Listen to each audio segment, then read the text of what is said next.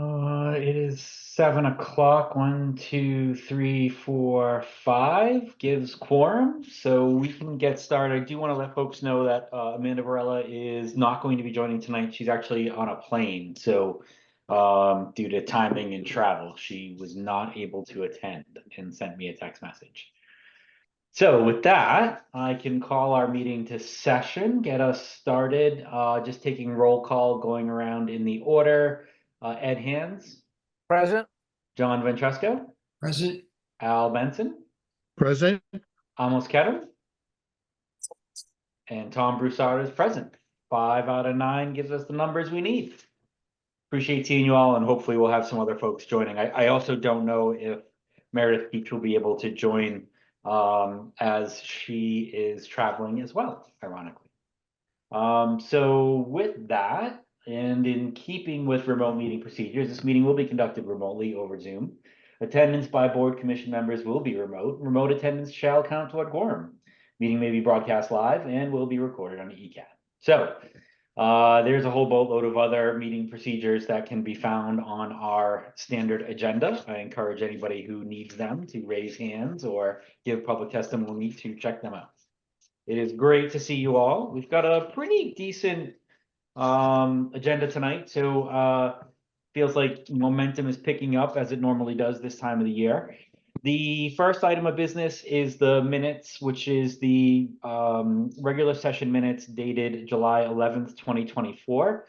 So take a vote to accept those minutes if anybody Second. doesn't have any issues. That's Al on a second. Did anybody make a motion? I'll make that. Move it.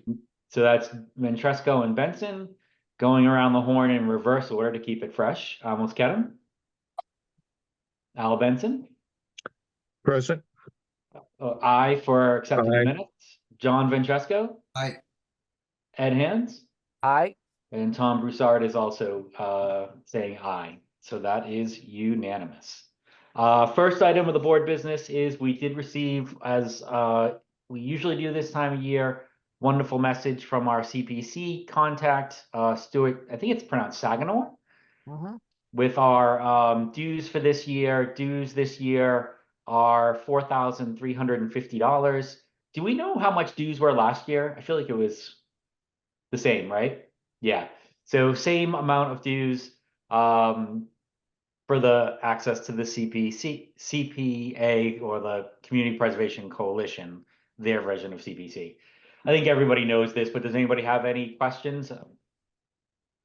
No, I just a comment that I think it's well worth having this in our arsenal of information and support. Yeah, I couldn't agree more.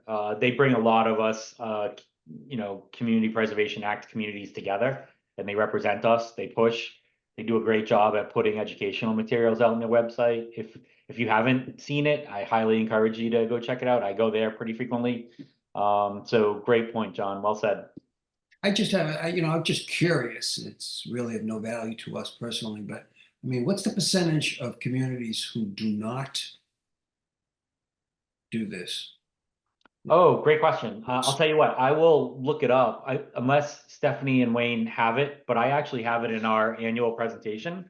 I just can't think of it. I can't think of it myself. Right, again, The Community Preservation Coalition website tells you the number of communities that is out of the 351 that is adopted it. So that right there is a very good resource for you.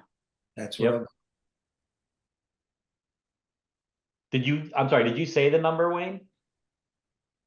I did not. I'd have to go and check. I have it in my head, I'll do it 177 John, or something. let John go and check. Yeah, Right? We spend our $4,300 for.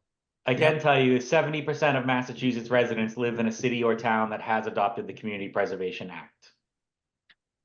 So there's that. And Boston is one of those communities, so. 196 cities and towns have adopted the Community Preservation Act.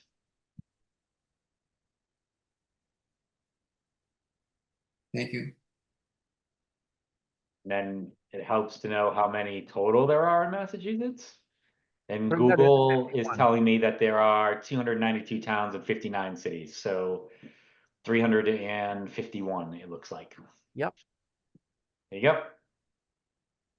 Anything else we can Google for you, John? We're here all night. I think Ed really is in the camp of teaching people how to fish, John. I'm not sure if you caught that undercurrent. I absolutely do. I'm used to it. All right, so I don't think we have to vote on this. I don't think requisition of expenses like this is a vote. I think Wayne and Steph, right? Correct me if I'm wrong. So it's more of a notification. All right, next up, CPA current funds update. As always, Wendy has done an incredible job pulling together information. Let me just open it up, and then I will share my screen.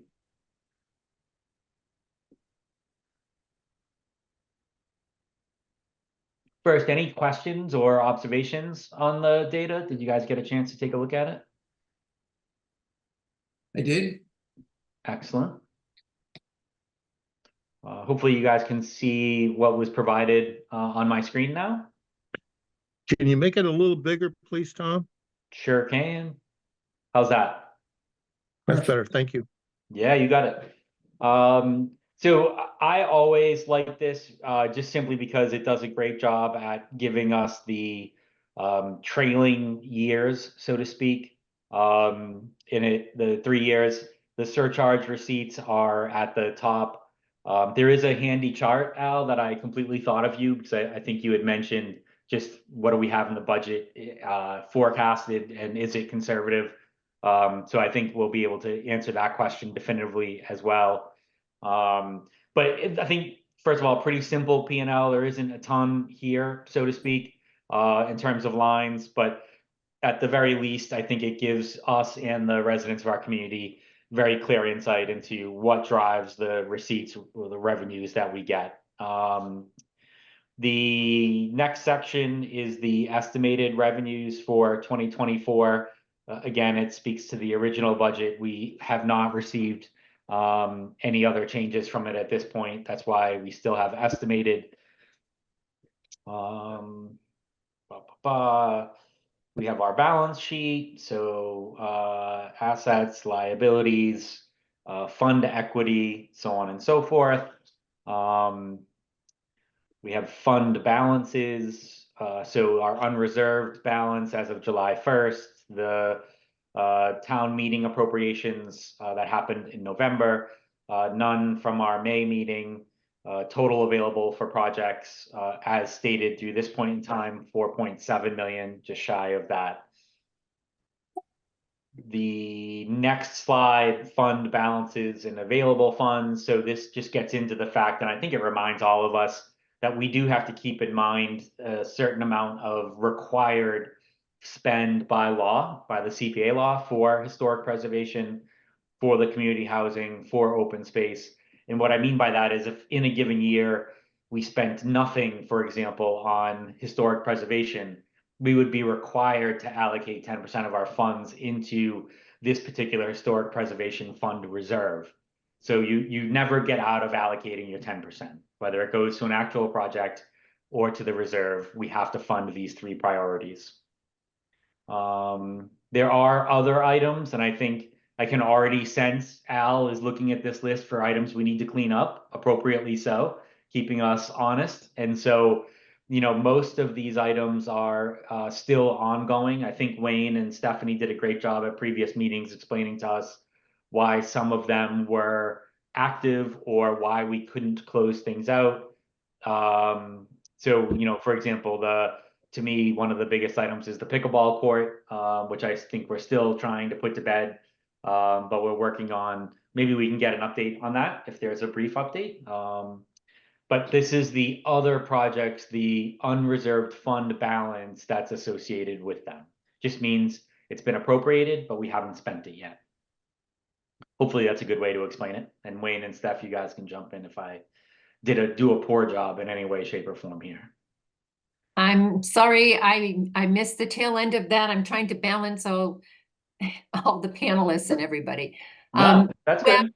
I can give a quick update on the pickleball court and where that's at. Sure. We are waiting.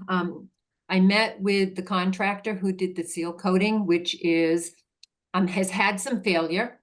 The good upside of this is that they've gone through 2 winters now, and there's no more pitting or chipping than there was at the end of last year. So it doesn't look like this is a catastrophic problem. He is coming back the end of August to make the repairs for the areas that are pitted. Okay. Keep us in the loop. I will do that. Stephanie, is there, Al Benson, is there any other items that are payable against the pickleball court? No, everything else has been paid.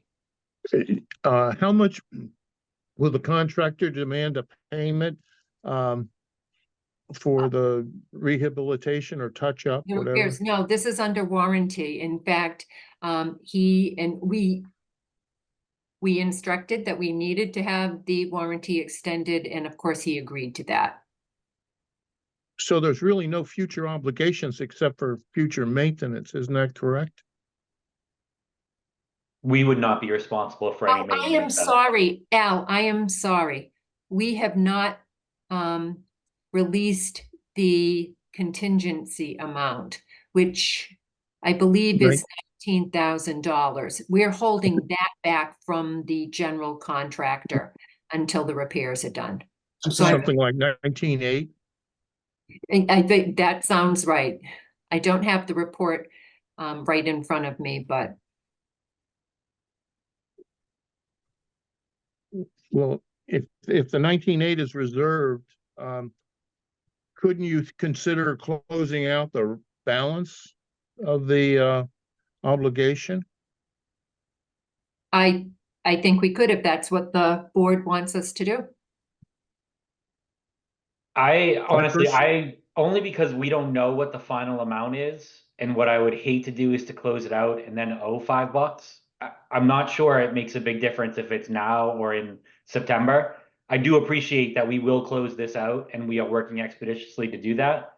However, until the final payment is made and no further expenses are related to it, I'd prefer not to close out spend. You can't just reopen it and get it back, would be my understanding.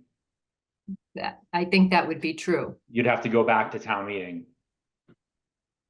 So I guess what I heard, Al, was, let me tell you the things that cue me for why I'm highly uncomfortable with that. I heard it might be 19.8.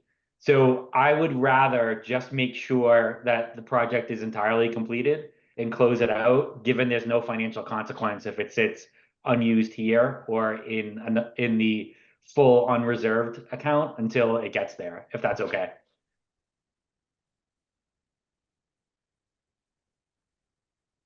Is that okay, Al? Oh, fine. Sure, I just want to But make sure. I think we should try to do it expeditiously. When the contingency reserve is paid to the contractor, I think that's the time that we should consider closing it out, if everyone agrees. That makes sense, and Yep. it's only Yeah. another month, I so. also- Yep, absolutely. So at our next meeting, Steph, could you just make this an item on our discussion? Sure. Perfect. Yeah, thank you. Sure. Good points. All good points. Let's see. Next up is the fiscal year 2026 estimated revenues. I think this gets us into what we are currently working with. The estimated community preservation surcharge, taxes to the residents, 1.865. Other interest and other income is 100,000. The estimated state distribution is 20% or 358,000 for an estimated budget of 2,323,000. And for our round numbers for the 3 requirements, the 10% of budget would be 232, and the 5% admin fee is 116. And that's how those numbers get allocated in the budget. Just let the record show that Dennis Sheedy joined. Dennis, how are you, sir? Good, thank you. I've actually been sitting in the outside here for the whole meeting, so I've been here. Oh, sorry about that. Not see Oh. you. Sorry, Dennis. Nothing on No problem. purpose. You didn't miss much.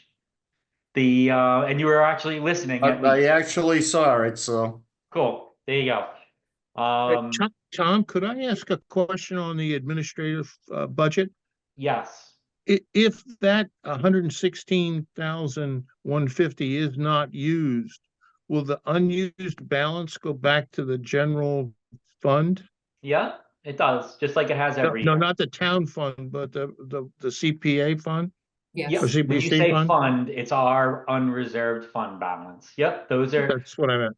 that's a okay. placeholder expense. The maximum that any CPC organization in the state can spend on admin is 5%. And what it does is it funds a partial position, so help for us.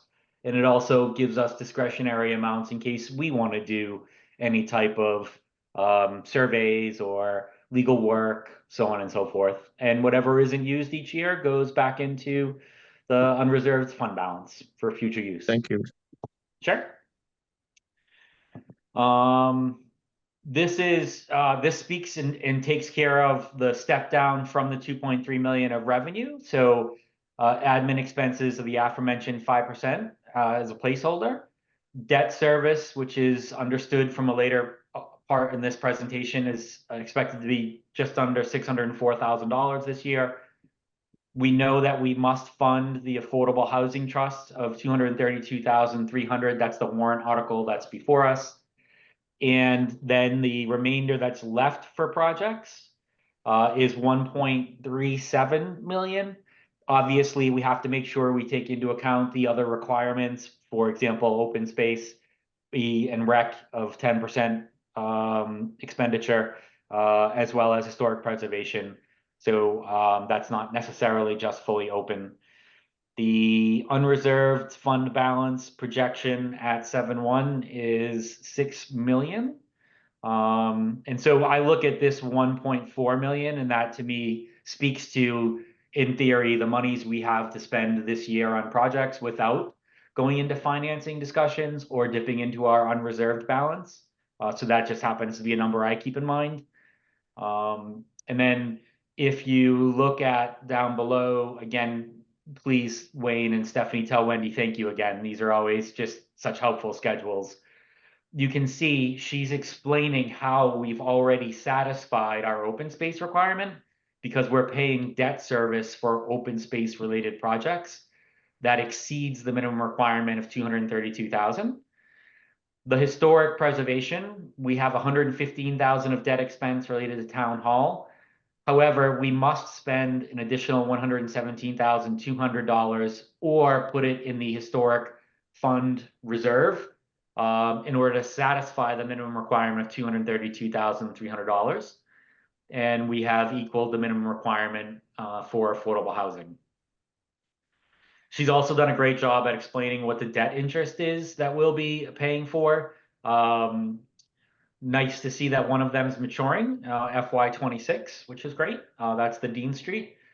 We do have others, of course, that continue to go forward. So this is the 603, 681 that you saw up above of the 603, 682 rounding.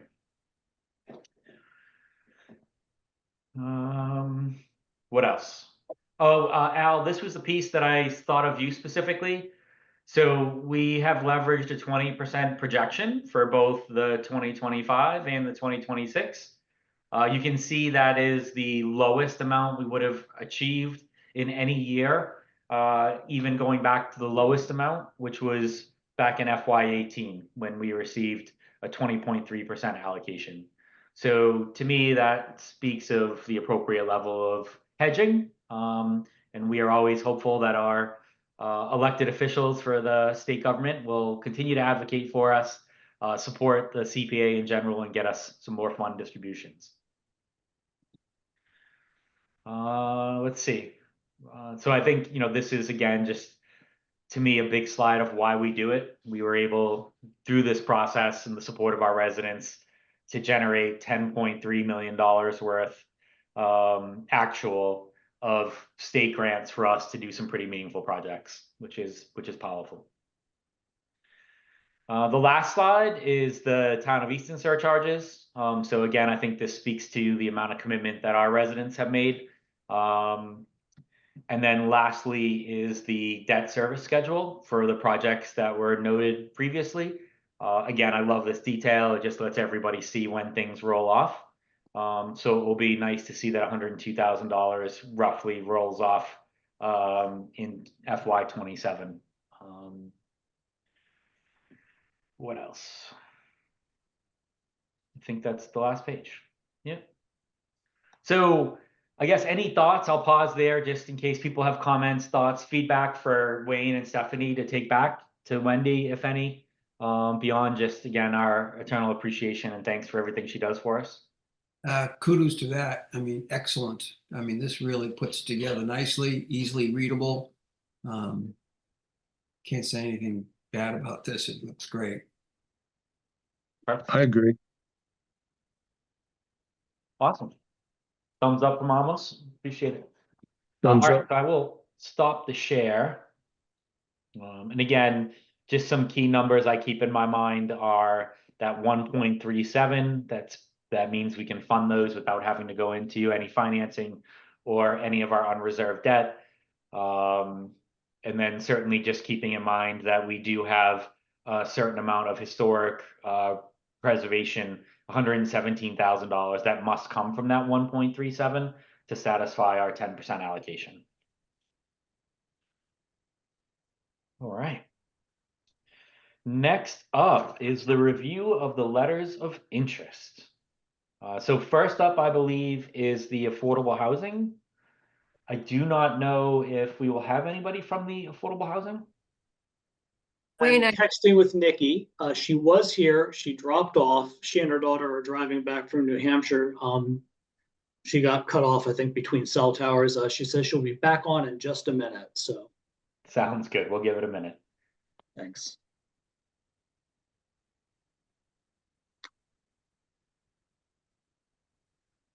Stephanie, keep an eye out. Let's I not, am, jeez. just saying. Dennis, you helping on this?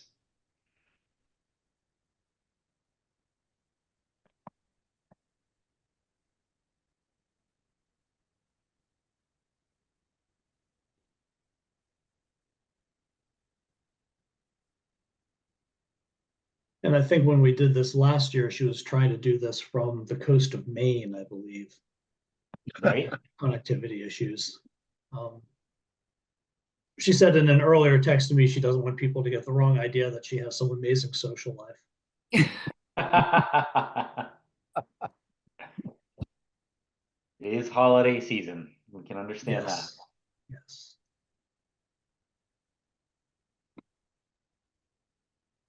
Tom, if you don't mind, just to kill some dead time here, I would like to, on the Affordable Housing Trust, I was on the board when we voted to create that whole program, and for many years it was bogged down in red tape. There wasn't a lot of activity. We were reluctant to give them more money. Under Nikki's leadership, Wayne's guidance, they've thought outside the box. They've done really an amazing job of creating affordable homes, whether it be through Habitat for Humanity, the BMZ project down on Foundry Street is just to accomplish that is amazing for a board to be able to do. Working in public housing, I know how difficult that is to accomplish, and kudos to them that now we can't give them enough money, that they're spending it faster than we can give it. So they're Ed will back me up on this. He's been here all along too, so that it's It's really great. great for them. Yep. That's great and- feedback, Dennis. Thank you. So So Nikki is back and I'm trying to promote her as panelist. she is. I was going to say that the letter of interest was well done and excellent, and really we're doing this, giving the person an opportunity to make a statement, but all we're doing tonight is to recommend them to come up with a final proposal. Is that correct? So, absolutely. Yeah, tonight's just a letter of interest in whether or not we see any inherent issues, I think, can be raised that we would want an applicant to consider. We certainly could recommend that the applicant go back to the drawing board and not submit a letter of, an application.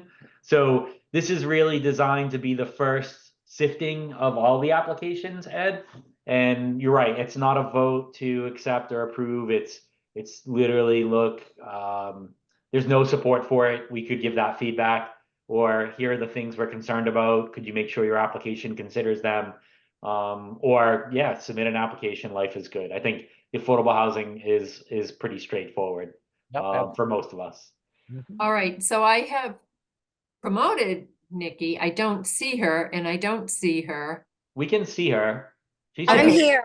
How can you folks see her and I can't? I think you're only seeing like 4 or 6 people, and you need to maybe I'm expand the screen to No, hit all the seeing, boxes. I'm seeing 7 people and with space for more and Yeah, we have 11 people total that Nate. are currently active. My video is off. Can you hear me? We got you, Nikki. How you doing? Good. How are you? Good, good. Thanks for joining. We know you're in the car. I don't think this will be too long, and I will just give credit to Dennis while we were waiting for you to join. He really spoke highly of you, Wayne, and the entire affordable housing team that's just done so much. So Oh, thank you you. should I'm go back sorry and I missed rewatch the it. kind words that Dennis said, because I would definitely not be able to repeat them all. Oh, thank you. I dropped off. I was on from the beginning and I dropped off for just 2 minutes. So I missed the good stuff, I guess. Murphy's Law. But thank Murphy's you. Law. Thank you, Dennis. So we have your letter of interest, Nikki. We know it's the 10%. I think the letter of interest has 225,000 in it, Wayne. I think we'll increase that to 232,300 for the Correct. application. Yeah, it's whatever, as we actually get towards finalizing the warrant articles, whatever the 10% actually ends up being at that time. Perfect. And Nikki, did you just want to give us a brief update or give us some thoughts about what you folks are doing? I think you have a lot of support from the CPC members here. We believe passionately in what you're doing, but always love to hear it from you and what's going on. Yeah, so we are in the middle of our finishing up 2 projects right now. One currently underway that, as you all probably can see, on Pequannock Street, Habitat for Humanity is I think in the building phase of constructing the whole is it a single family or is it Correct. it Yeah, will the be- Pequannock is the 4-bedroom, 1 family. 4-bed 1 family? Yep. And then Morse Road will be starting. Is that slated for construction in the fall or the winter of upcoming fall or winter? Yeah, they're timing their site work with their capacity and their NHESP permits, but yeah, that's going to be the 2 families, so either this fall or next spring. Yep. So both of those are some of our in the works projects, and as you know, we are also working on how do I phrase this? Continuing compliance with 40B, META. God, I'm sorry, guys. I'm been in the car for 4 hours and I don't have any notes in front of me. The META planning, zoning, right? Yeah. yes, Yes, ma'am. Yeah. our And- community housing zoning. I'm sorry, what was that? Its official name in Easton is the community housing zoning. Okay, community housing zoning. Yes, both those, and as I always state to you guys that we kind of have an interesting mission here at the Affordable Housing Trust, where especially in this time where there's just such a scarcity of affordable housing, when we do have an opportunity to seize property and make it affordable, it's kind of something that is a fast turnaround. The opportunity presents itself, we need to seize it quickly, and so that's why it's extra necessary for us to have a little bit of a reserve in the coffers, so to speak. So we are so grateful for all of you at the CPC for your ongoing support, your past support, and hopefully your continued support. But that's basically it. We are also, actually, one more thing, we're hoping to receive a state grant to look into the excess municipal buildings to determine or investigate whether or not those would be suitable for, or some of them would be suitable for some housing. So just kind of always keeping our eyes out for ways to increase and maintain the town's affordable housing stock. Nice. Appreciate that, Nikki. Team, any thoughts, questions? All right, you've clearly stunned them speechless, Nikki. I do have a general question, not necessarily for answering today, but I would just ask you and your team to consider it. You know, I think we all hear about the challenges of affordable housing in Massachusetts. And yes, we are all absolutely geared at the CPC to support you. But I think we are all observant that we've been supporting you with what we've had to support you with by law. So we Yep. have to give affordable housing 10%. One of the questions that I have that I just want to pose to our team, because we're thinking about our long-term planning, so to speak, would be, will there be more needs from the affordable housing than just the minimum? You know, we do an awful lot of projects that exceed the minimum amount. And if there is a housing crisis in Massachusetts that we in our town and community can play a role in helping solve for our residents, then I just would be open to understanding that, Nikki. So I don't want us to just default to it's always 10% for only historical or 10% for open space or 10% for affordable housing. If there are needs and opportunities that match in the CPC and their good wisdom see it as an opportunity to invest in our community via more for the affordable housing, we would look for you and your team's guidance on understanding that in the time to come. So I guess in short, we're building our 3 to 5 year focus plan, so to speak. Yep. And we would love to understand if the CPC may have a role to play in helping in the housing crisis and certainly creating affordable housing in Easton so that residents can, of all economic backgrounds, can have a better opportunity to enjoy everything we have to offer. You read Yeah. I'm sorry. No, I'm sorry. I just was going to say I appreciate that so much, and I would talk to Wayne because we are so thankful and respectful of the funding that we do get annually from you. But it would probably warrant a much greater conversation on what else we have a capacity to do, what we are authorized to do, and what kind of opportunities there might be. But I know Wayne is such a great resource, and Stephanie, that I would love to have a conversation with them and kind of discuss what other potential we could have with the Affordable Housing Trust. Sure. John, I think you're going to say something. Yeah, just you read my mind, Tom. I was thinking along those exact terms about the next several years that have, you know, listening to Nikki, and if she can put together what you just asked her to, that potentially we could up this because we're giving her that required amount.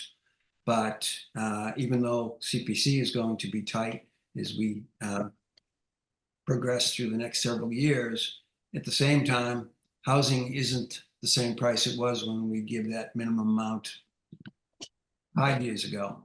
So again, kudos for reading my mind, Tom, and 100% agree. Perfect. Well, thank you all.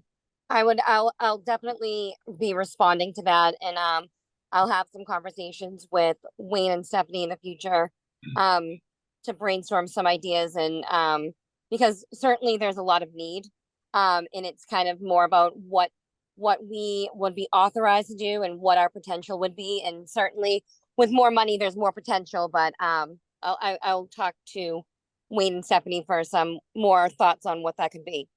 Sure. Perfect. That sounds great. And I'd Awesome. like to do a little forecasting if I could, or foreshadowing. That I think is one of the things we're really interested and hopeful about the state grant, if we do get it, to do some planning around the surplus municipal properties. Because some of those might present some opportunities to do projects of a larger scale than the trust can usually tackle, and that would be more than the standard 10%. But that's part of what that whole planning effort would be looking at. I think that makes sense. Something bigger or more creative with some of these properties. Yep, I think that makes perfect sense. That's awesome. All right, well, if that's the case, then no more questions. I don't see your comments. Nikki, we're happy to let you go. Just to give some, use Wayne's word of foreshadowing, we'll have your next, when we get the application, we will not have a draft and a final review unless the CPC members warrant that as a requirement. I think this is pretty straightforward. So if it doesn't change and the amount is what we expect, then we won't have 3 steps with the affordable housing. Usually it's the letter of interest review, the draft application review, and a final application review. I think last year we expedited it and just took the application draft and we all voted to recommend and include in the warrant. So just setting expectations for the team that I think this is one of the more straightforward ones that we don't have to have the applicant give her time back again. Well, always happy to join you guys and talk further. But like I said before, all of your support, ongoing support, past support, and future support is very greatly appreciated by us on the Affordable Housing Trust. Awesome. Thanks, Nikki. Safe travels and give our best to the team. Thank them for all their work. Just got home. Thank you so much, guys. You got it. Bye now. Bye. Awesome. All right, next up we have, I think, Christine Santoro. I saw her name waiting in the wings. We have the Children's Museum letter of interest for CPA funds. The title of the project is for firehouse preservation and restoration. Hopefully everybody knows where this incredible gem of a community asset is, 9 Sullivan Ave. The estimated project total, which includes a 10% contingency in general contractor fee, is $356,000. The CPA funds being requested at this time is $227,000, and the matching funds or sources from a Mass Cultural Council grant of $129,000. There is just a tremendous amount of history and a description of the firehouse. Long story short, as the Children's Museum was founded in 1991 by an incredible group of citizens in our community. Mary Ames was a key figure in Easton's economic prosperity in the 19th and 20th centuries, donated the land for the fire station. It served our community until 1968. So it has certainly served us well and continued to serve us since. And so I think, as you can see, the letter of interest speaks about replacing the current roof, removing and replacing 34 exterior windows, repairing and painting the exterior building, replacing 4 exterior doors, exterior fire escape stairway, removing and replacing the front porch decking trim, bench, stairs, and railings. They already have secured the $129,000 grant from the Massachusetts Cultural Facilities Fund, which is fantastic. And there is a pretty large attachment of a comprehensive and detailed inspection report. Highly recommend you folks to give it a read through. I think that's helpful because, for us, we look at this as a investment in a community asset, and knowing that there is a comprehensive report about the state of the community asset that we're talking about is very helpful. I think it just shows due diligence by the applicant. It's appropriate, and it just gives an incredible amount of insight into the current state of the building. So hopefully I did not do a horrific job, Christine, of kind of introing your letter of interest, but would absolutely welcome you to introduce yourself. I'm not sure if everybody has had the pleasure to meet you, and just give us an update, perhaps on the letter of interest and what's going on at the Children's Museum and what brings you before us. Thank you, Tom, very much. And you did a wonderful job of summarizing our letter of interest. You've saved me a lot of words and time. Um, but thank you for inviting me to come in and present and to answer any questions that you have. Our building is 120 years old, and along with the intent to have a children's museum back in 1991, when the museum opened, the intent was also to preserve the building, and we tried to do that, over the years, and now we find ourselves, needing to do some updates in order to preserve that beautiful building. So when we had our review done by Advent Inspections last October, we went through and picked out the things that we, were the most urgent, and what we seeking funding for. And Tom, summarized all of those things. And we were very, very fortunate to receive the MCC grant of $129,000. And that's a challenge grant. We have to match those funds. And we have approximately 2 years to do that. And I just really want to point out that, the Children's Museum is, of course, an educational institute and a fun place for young children to be, but we're also a tourist destination. Approximately 50,000 visitors come to our building every year, and we're known throughout the state. We're only one of 2 children's museums, in the area, south of Boston. It's us and Fall River, and there is one on the Cape, but that's only open part of the time. If you have any specific questions, I'd love to answer them for you. I appreciate that. Thank you. Team, I'll let you all go first. John? This is such an asset to our community, and this application through the years where CPC has been involved has always dotted their I's, crossed their T's. They've always come forward with everything in place. As far as I'm concerned, as a CPC member, I proudly give my support and vote for this. Thank you, John. Thank you, John. Ed, I saw you, I feel like you took a deep breath in, but then John raised his hand. No, I definitely concur with my friend. This has been a wonderful project. We've worked together, and when things weren't absolutely right on the first go through, the Children's Museum has always been good with working with us. Like on the last time we faced up about the main doors there. So I would vote to recommend this also. And the thoroughness of the initial ask there doesn't leave much room for additions. This might be another one that we can expedite a little bit. Understood. Alice? Yeah, I think this museum and this institution is a pearl in Easton.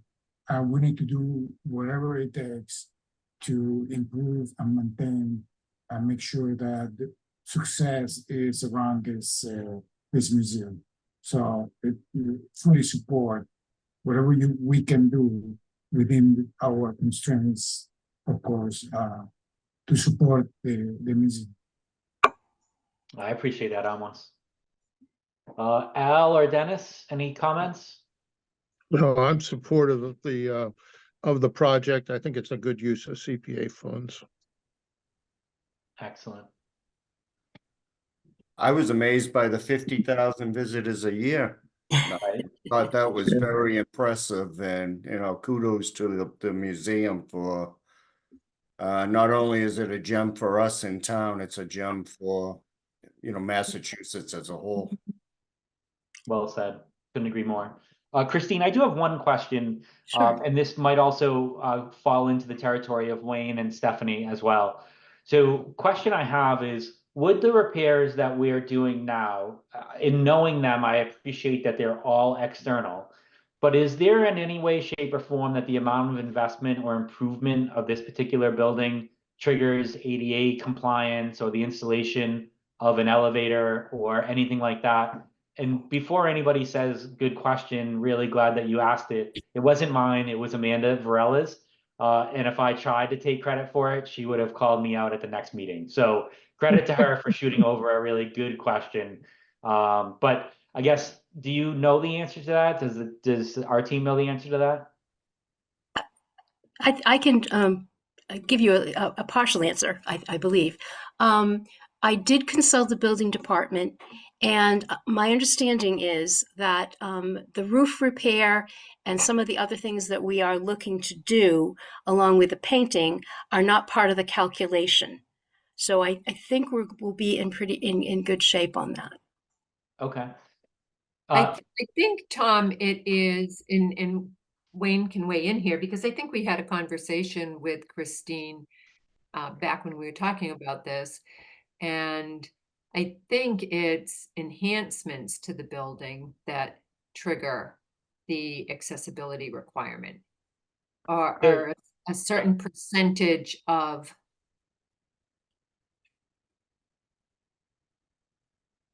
Yeah, it's some percentage of the value of the work. Right. Yes. It does have to do with the value of the building. And I mean, we may need to, get an appraisal, other than, the tax evaluation. That's a possibility. But when I talked to building department, I thought we were in pretty good shape as far as those calculations were concerned. And we do also have, the matching funds that could be used for things that, if our calculations are off. So I guess all I'd ask Stephanie and Wayne is, and Christine, this will be a requirement for your application, is that when we do receive your application, which I think we're all acknowledging we want to, I would ask that Stephanie and Wayne, you help Christine know definitively whether or not what we are doing will trigger a requirement for ADA compliance, because the installation of an elevator would be incredibly expensive. And so what we want to do is to make sure that the project can go. If it requires some additional support via funding to do an assessment or an appraisal, we would probably want to know that. Sure. And we may include that in the cost structure of the CPC request to facilitate that. Ed? Just a reminder, it's a historic building, and you can apply for a waiver of handicap requirements, or at least some handicap requirements. It's not a slam dunk. You do have to apply, but it's a possibility. It is one of the things that we'd certainly do if we needed to do that. So I guess, Christine, what you're probably hearing, I think I can sum up on behalf of the CPC, is that you have a tremendous amount of support. But what we want to make sure is that the project can actually go through to completion, and that we don't ask the residents of the town to vote on a project that fundamentally is flawed. So if we can just get our ducks in a row, do our homework, dot I's, cross T's, I'm pretty sure you'll find a very supportive and encouraging CPC environment when we do get your application. Thank you very much. I really appreciate it, and we certainly will, get a definitive answer as far as ADA is concerned. And I really appreciate all of the wonderful things you've said about the museum. We did close for 8 months during COVID, and we've come back, and we're back to the attendance that we had before. So I'm really pleased with that, and the support that we receive from the town is really very important to us. Awesome. Thanks for all that you and your team do, Christine. Honestly, I think somebody said, but it's a pearl, and we're very fortunate to have you all. Thank you very much. I appreciate it. Awesome. So stay tuned. Wayne and Steph will be in touch, and Wayne and Steph, if you could keep me updated as we progress, that would be awesome. Thank you. Cool. Take care, Christine. Good to see you. Or Good to see you all too. Thank you. All right. And to the person who has been on for the longest amount of time and has not been able to participate, Jen Carlino, I think you are finally up on the Wheaton Farm barn. Thank you for your patience. I don't mind waiting. That's how it goes. It's all good. It's all worth it. It's all worth it. Exactly. Okay, so I am just calling up your application. Folks, this is related to the Wheaton Farm barn restoration project. The project lead contact is the aforementioned world famous Jennifer Carlino. And for those of you that don't know on the public, that is our land use and environmental planner here in town. The estimated project cost, this is definitely an underlined placeholder, but it's $250,000. We'll have a more definitive answer once the phase 2 bid docs and cost estimates come back. Phase 1 bids are going to be received this fall in 2024. The brief summary, this is a historic barn preservation project with the current tenant. The current tenant, I don't think it's a secret, is Kevin O'Dwyer from Langwater Farm. Again, appreciate his engagement. I think it's important to give him recognition as well. I think it gives the project validity as well with having somebody who's so well respected in our community and does so much as Kevin and his family do. The barn is public property. It is remembered by many people affectionately who went to camp there. The barn has fallen into disrepair, needs structural and functional improvements. Structural needs are being designed with the funds from an earlier CPC grant that we and the residents of our town supported. There was substantial difficulty in identifying a company suitable to prepare the design specs, which has delayed this first phase. For those of you that don't know, I have pinged Wayne probably quarterly for a couple years, it feels like, sometimes monthly. And credit to him, the whole team, Jen, Stephanie, for continuing to keep this ball moving, even if slowly. And it seems like we're on the cusp of making some really great progress. Property contains a historic barn, community character as a farm landscape, and a scenic vista.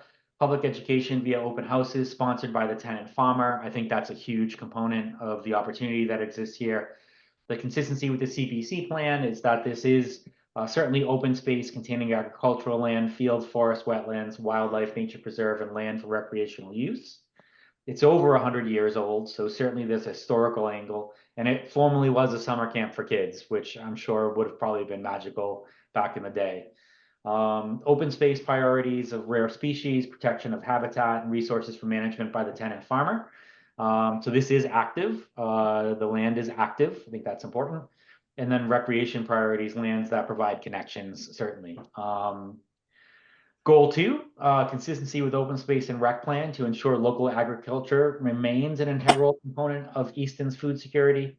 Appropriately manage the farm and forest lands already permanently protected as open space under the care and management of the town. The timeline looks to be 2024 summer, fall, and winter phase 1 design and bidding. November through March structural work in terms of designing. August through December, phase 2, design bidding for siding, roofing, windows, cupola, etc. for the barn and the existing small addition. And then hopefully in spring 2025, we receive bids for the phase 2 work with construction starting next summer, July of 2025, contingent upon the funds. So I have done a great job at literally reading things. But it was a great job. Right? I think, Jen, you could probably do a decent job at filling in the holes that I neglected. Well, it seems like you've got all of it, but today we just received our bid for the design specs for the second phase. So we'll just be reviewing that estimate over the next couple of days, get that signed and out. And then hopefully within a month or two, we should have those designs, the actual cost estimates, and some bid documents so that we can give you a final number. And our estimate is 250,000, but we're hoping once we get those bids, we can give you a good solid number for this great project. Awesome. And can you speak a little bit to the role that Kevin is willing to play in supporting this project? Yeah, and Kevin is here as well, but yeah. Would you like me to promote him to panelist? Yeah, absolutely. Oh, absolutely. If you would like to speak, that would be great. Yeah. All right. Here I was talking nice about the guy and thank God, right? He's listening in. Hey, Kevin, we can see your name. I think you're muted though. Hey guys. Hey folks, how are you guys tonight? Great. How are you? Very good. Thanks for having me. Good to see you. Well, nice to hear your rundown there, Tom. And I happy to be supporting the project here. We'd love to see the barn restored, and have been nervous about it for the past few years. It's really deteriorated beyond use, and probably just a blizzard or a hurricane away from collapsing. So hopefully the structural work can commence this fall and save the barn. But even with the structural work being done, it won't be usable at that point. That will just solidify the structure, and it's desperately needing the siding, the windows, doors, trim, and the floor. We'd love to see the funds become available for it. I think it's beyond all the historical reasons to save the barn and restore the barn. The building would be a critical part of supporting the agricultural operations, and I think that the agricultural operations could be a real asset, or our asset to the farm, to the town, and it justifies the investment. Awesome. And we have, just to confirm, the funding is secured for the structural preservation, the critical need for this year, so that we have the opportunity to look at this letter of interest to take it to the next level next year. So hopefully we get this all done before that first blizzard comes. I feel like we're far overdue with years of no blizzards, so couldn't agree more. I know. I'm sorry, Jen, but I have a snowblower that I invested in years ago that I'm just dying to get some return on investment. Kevin, just a quick question, because one of the things that I've always appreciated about you and what you do at Langwater Farm in bringing people together in our community, just routinely and just so well, and certainly with an educational component. But are there any thoughts that the team has regarding a potential educational component so that the kids in our community would be able to get exposed to everything this barn and this land could offer? Well, I'd be open to that. We do host school groups here at the farm at Langwater regularly throughout the spring and the fall, and some camp groups in the summer.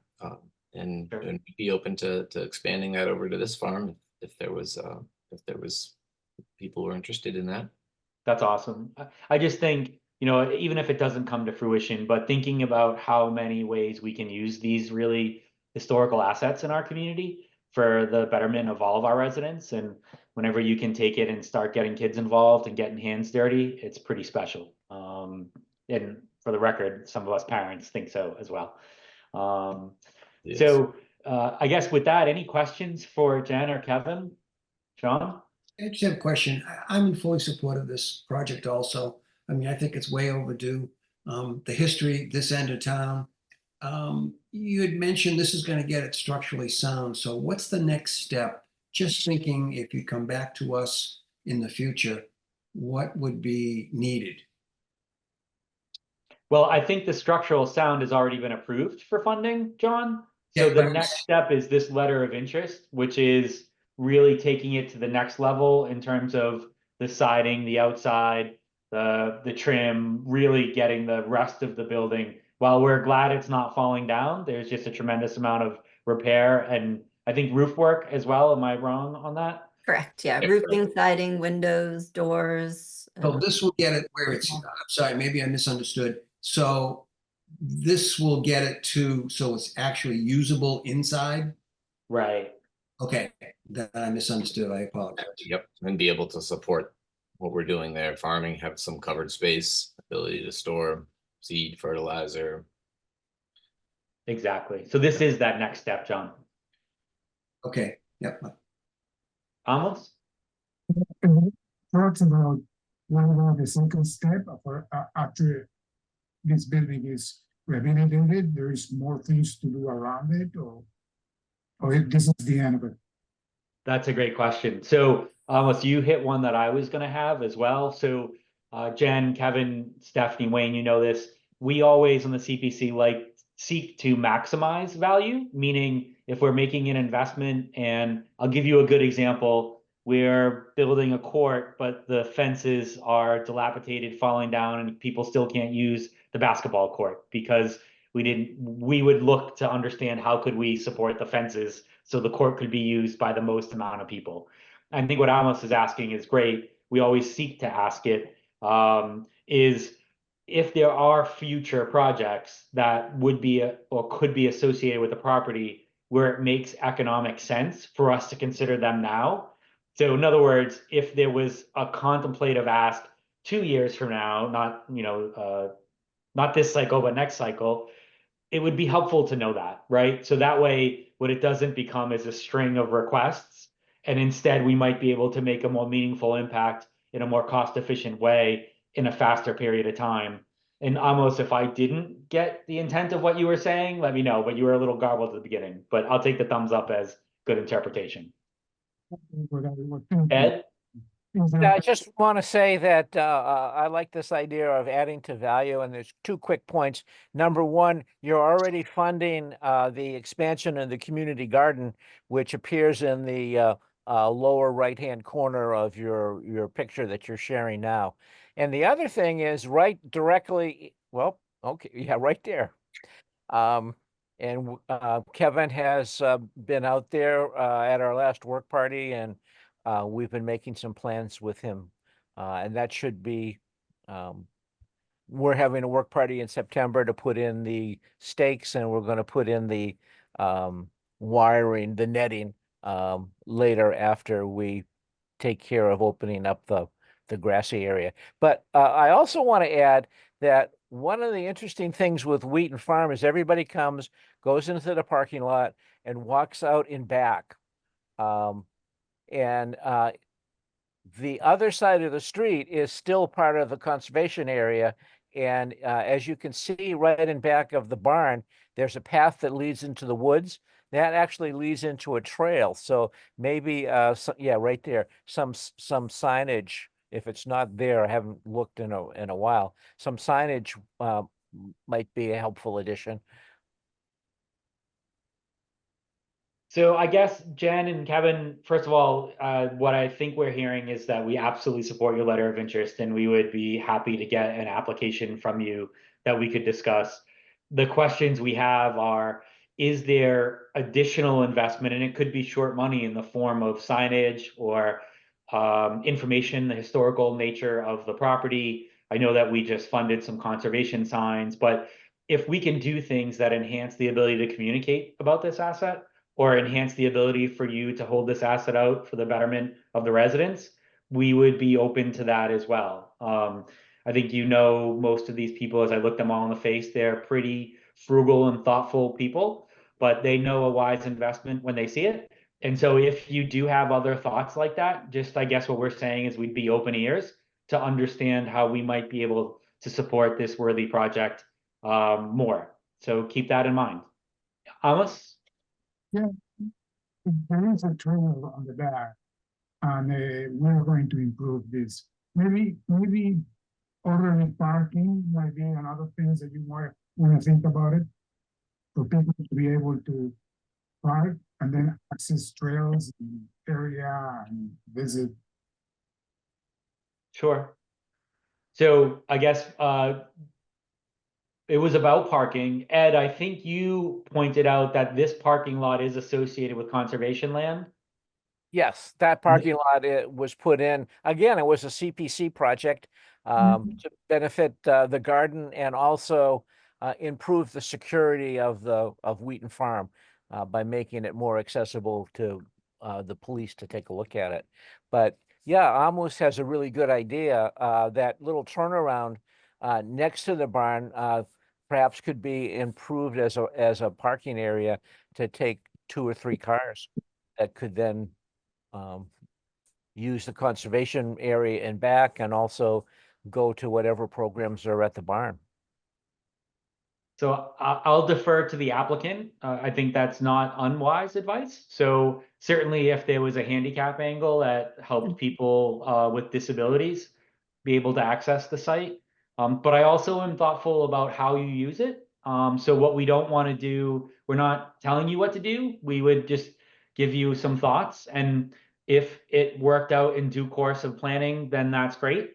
But if it somehow destroys the usability or the functionality or some of the historical properties of the land, then please don't take it as direction. Just take it as folks just trying to get the best out of this bite at the apple for you guys. And just know, I think that we're supportive and open to other ideas like that to increase usability and maybe be thoughtful about folks with disability and all that, and signage and trails.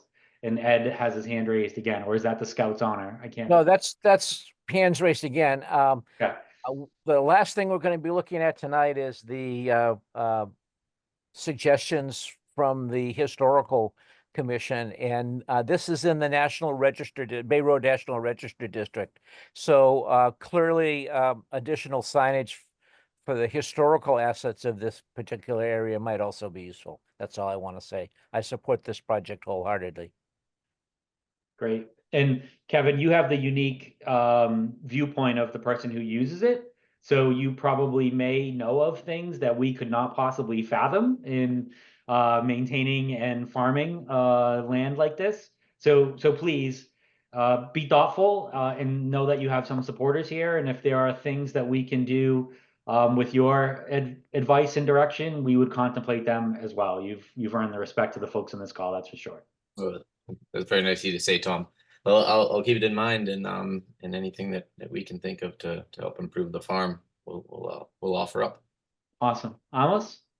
Yeah, I was involved in the project of the way follow the signs that are all over town, and I noticed that this Wheaton Farm is not part of these signs, to the best of my knowledge. I will contact Dave, and ask if there is anything that can be done to add a sign, at least in 5 corners, pointing to the farm. Oh, so like I think you're talking about the town signs that we installed? It was a project of all these nice signs. Yeah. About everywhere. Sure. And has anybody else having so I'm able to interpret Amos, but I'm hearing every third word. Is anybody else? Yeah. Same here. Problem. The same, yeah. Now, Amos, I know you're challenging me, and I've done a darn good job of figuring it out while I've got there. So Stephanie, Wayne, I think that's a take back for you folks. Is any of those nice, awesome white town signage opportunities that point people in different directions? Is there any that might be eligible to point people towards Wheaton Farm, and for that purpose, Furnace Village, as we continue to develop and build out Swift Park and items like that? I don't know if we have to, but again, I think Amos makes a good point that we have assets. And Ed, just because you raised your hand 3 times and Jen hasn't, I'm going to let Jen go first. She's going to say the same thing. Go ahead. You're going to say the same thing. The signage for the Conservation Commission that you approved and was approved at town meeting in May includes, it's the same type of signs. And so Awesome. That's what we're looking at. DPW is actually helping us, and they are going out to bid right now. We just needed 3 quotes. So we already had the first one that we showed to all of you, but uniform procurement requires us to get 2 more quotes. So we're hoping to move quickly on that as well and fund as many of those signs as we can. This is one on our list. Awesome. And thank you everyone for all of your great ideas. That's certainly something that the commission would talk about, and we definitely want to talk about it with Kevin before we finalize any additional or future needs in our grant application. So thanks everyone. Awesome.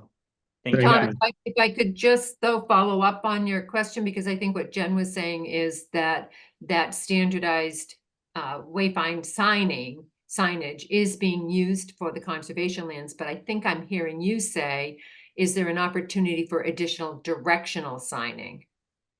Pointing people, like there, I think it's on Center Street, there is a sign that directs people to Borderland and maybe like the DPW or something. Okay, got it. Is that what you're thinking, Tom? Yeah, that's what I was thinking, only because Amos said it and I interpreted it. Okay. That is definitely something that, we can think about and talk with DPW about. I think it's one of those things that, as we figure out where those areas are that you want directional signs pointing to, and then kind of how do you consolidate? Sounds good. I'll take Wayne, another comment on this one. Foreshadowing seems to be the theme of the evening. When we get to the historical commission's suggestions for the CPA plan, one of the items under the cultural landscapes part is signage. Looking at signage for historic resources, historic areas, both as an interpretive and as a recreational aid. Sure. To help direct people around town, let them know what is where they are, the historic resources the town has. So it dovetails. Thank you so much. What we're thinking of. Appreciate that. Unless there's other questions or comments, I think we can let Jen, who has been here a long time, and Kevin, I don't know how long you've been here, but appreciate your time. We can let them go. Obviously, we would love to get an application, the draft that we could review. We welcome your feedback and thoughts. If you could share them before our next meeting on the actual application, that would be awesome. It would help us to develop an understanding of what that might be as we seek to allocate some the funds that we do have available. Absolutely. Awesome. Oh. All right. Thanks, Kevin. Good to see you. Thank you, Jen, on all of our behalf. And thanks to your team that's doing all the great work. Yeah. Thank you, everyone. Thanks, Wayne, for all his help with the project as well, and Stephanie. And we'll see you next month. Yeah. Thank you. Have a good night. Thank you. Thanks, folks. Bye. All right. So 2 items left. Next up is the Oaks Ames Memorial Hall, page 57 of your comprehensive deck that Wayne shared with us.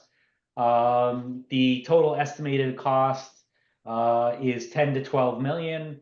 The CPA fund request estimates is 9 to 11 million. Matching funds are expected to be 1 to 2 million between private donors, state grants, private foundation, National Historic Landmark, private foundation, National Historic Landmark, I'm sure is a grant as well. The work would, as we know, have many, many, many components to it. I think this project, there is relatively nothing new in it from when we've debated this the last 2 years or discussed it the last 2 years. We're including the HVAC, natural gas service, elevator for ADA compliance, expansion of the hall's parking spaces to 65, so on and so forth. That's that there again, it's a 1-pager for a letter of interest. So Stephanie, do we have folks? Fred should be joining us shortly, and he can indicate if he has other people with him that he would.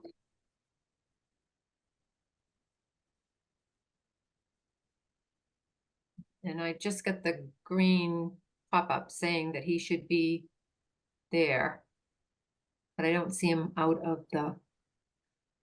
We'll try this. I also don't see him yet. Yeah, and he's still in the Okay, so it popped up again. There he is. He's coming.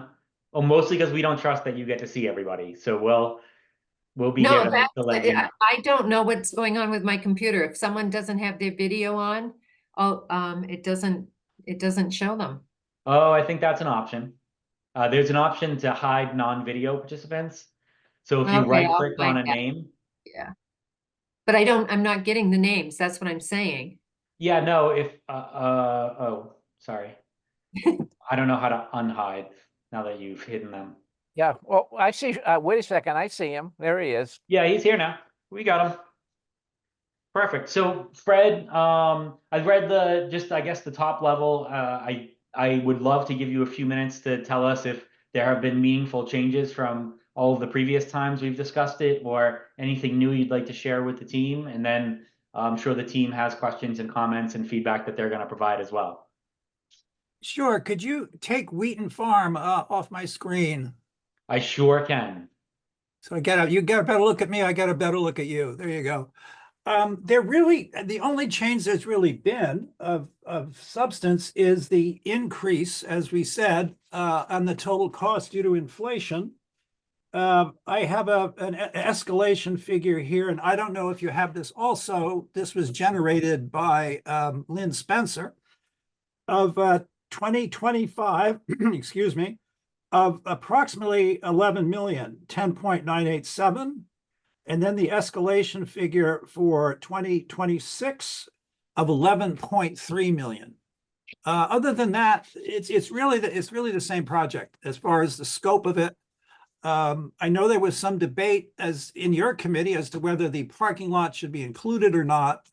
But certainly that is one of the big three: the elevator, the air conditioning, and the parking lot, which is all essential for our marketing and increase of revenue. Very critical to this plan, and I know what you people have required. So that's my plug right there. Appreciate that. Wayne, I apologize. I know I mentioned it in an email to you, but I didn't check all the attachments. Did you include the breakout of the three components that Stephanie, that we reviewed or we were provided? Do you know if you No. provided that in the packet? No, we didn't. Okay. Could you, that's okay. Could you do me a favor? I'll take a, I can bring it up. yeah, if you could bring it up. I don't have the electronic copy. Yeah. So team, to Fred's comment, at one of our prior meetings, there was a request, and I know Amanda had asked for this as well. It was important to her, of understanding what each of the components would think we have cost. that. I'm sorry, I was misunderstanding. Wayne, No, did that's okay. Let me take a quick have that picture and then broken I'll email it to myself. okay. Bear with me, team, because I just think it would be, I could throw numbers at you, but I'd rather just Yeah. be able to share it on my screen.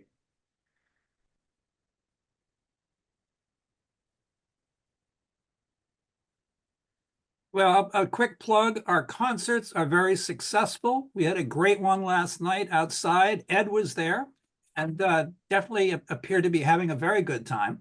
Yeah, I really enjoyed that one. It was extremely professional, a large band with saxophones and horns, and it just sounded great. We could tear the hall down and just have the concerts on the steps, Fred, as an idea. Oh, Just- Ed, I was waiting for your first shot, and there it is. Right. Okay. No, it's important though. We're getting more and more people, quote unquote, through the door. And that has been our focus, really, to raise our visibility. And it's been a while, but it's starting to pay off with bigger crowds, better bands, spreading reputation. This is taking shape. So that's really what's going on at the hall as far as progress goes. That's our focus, social media too, really stepping that up as well. Thanks, Fred. That's really exciting to hear. And glad, Ed, that you had a great time. I hope you'll come down and see us, Tom. You know, we'll give you free pizza and everything. You know, it's check that out. Food and Shoveltown beer. You can't beat that. No, seriously, it's getting pretty good. You should come and see a good concert. Yeah. So good. So team, the breakdown, just because it was asked, the envelope restoration is currently 1.4 million of the, I'll call it 10.7 million figure. The upgrades and universal access and egress is 6.8 million of the $10.7 million figure. Of the 6.8, the biggest expense is $1 million for electrical and fire alarm, $800,000 for the elevator, $847,000 for interior restoration and renovation, so on and so forth. The last part is the proposed site improvements, parking lot, walkways, monumental, and that's 2.5 million. So I think at this is super helpful. And Stephanie, could you please get the electronic versions, including the one that has the detailed pieces, and distribute them to this team? I think it's great to just be able to reference this quickly for our team's sake for this letter of interest. But we'll get you this particular piece of paper, and there's a detailed spreadsheet above it. I wouldn't call it the greatest amount of granular detail, but certainly bucketized appropriately so that you can understand what are the pieces that go into it. Yeah, and I did not receive that, Tom, till today. So I regret I wasn't able to attach that to the letter of interest. So that's okay. Appreciate it, Fred. So with that, team, you know, we've been here before, so I would hope that there's some robust engagement and feedback here at the letter of interest phase. We've invested, honestly, a couple dozen worth of meetings previously, a couple years ago. We've had this issue around for years, so this is not the time to be shy. I'd rather have robust engagement now that either informs the applicant about a go, no go for the next step, or informs the application in the next step, so that what we don't have is a series of meetings on a pretty important town asset with a huge amount of support being asked for. I'd rather just have this discussion started robustly now if that's possible. So I'll pause there and see if the CPC have any questions or comments. I'm sorry, I just want to add, you've also committed since 2014 or 15 with the master plan, about $1.8 million towards the hall. So. Yep, appreciate that, Fred. Thank you so much. Well, we certainly appreciate it. That's why we're standing, so. So team, I appreciate your candor and your feedback and your thoughts. Hi, Fred. Hi. Oh, hi, John. Kudos to you in regards to social media and awareness to the hall through the program and the concert series. It's definitely a step up compared to, let's just go back 10 years. I mean, I see it all the time on Facebook, anything social media, phenomenal. Thank you. So my first question is, refresh my memory on, obviously, if it's in here for the parking lot, is that part of our purview through CPC, that funding? That seems to be an open question. I'm sorry for talking. I'll defer to Tom. That's that's more a CPA question. In the essence of the entirety of the project, John, yes. Yeah. If you said, can we just do a parking lot? The answer would be no, most likely. I think that there's some debate and discussion on size of the portion of the project, but that's why we have town council to make sure if we do go this route. But again, initial read is that yes, it's acceptable for it to be part of a larger project in order to provide maximum access to the historic asset.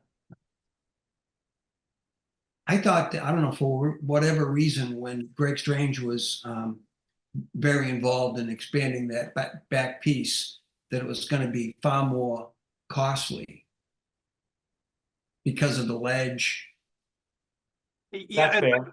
And I don't know. I'm sorry. Go ahead. No. So I think, John, these are the estimates that have been received. I know Lynn Spencer is the person who put these together and shared them. And just to be fair, if Fred is just seeing this today, then I'm not sure we can legitimately ask him a question on it. But we can ask him. I just don't know if he doesn't know. I think it shouldn't be any unfair judgment on the applicant if he just saw these amounts today. So, Tom, could I just comment on that? Please do.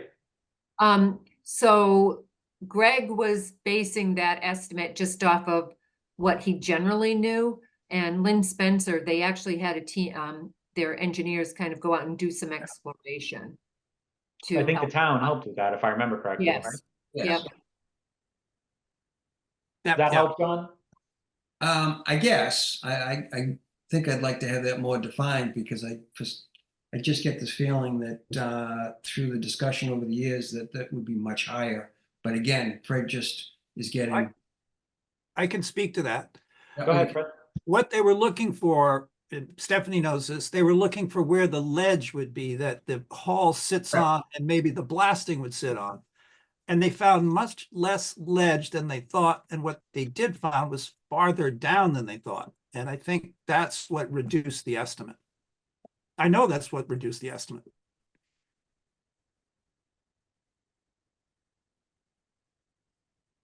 Ed, I guess he's got.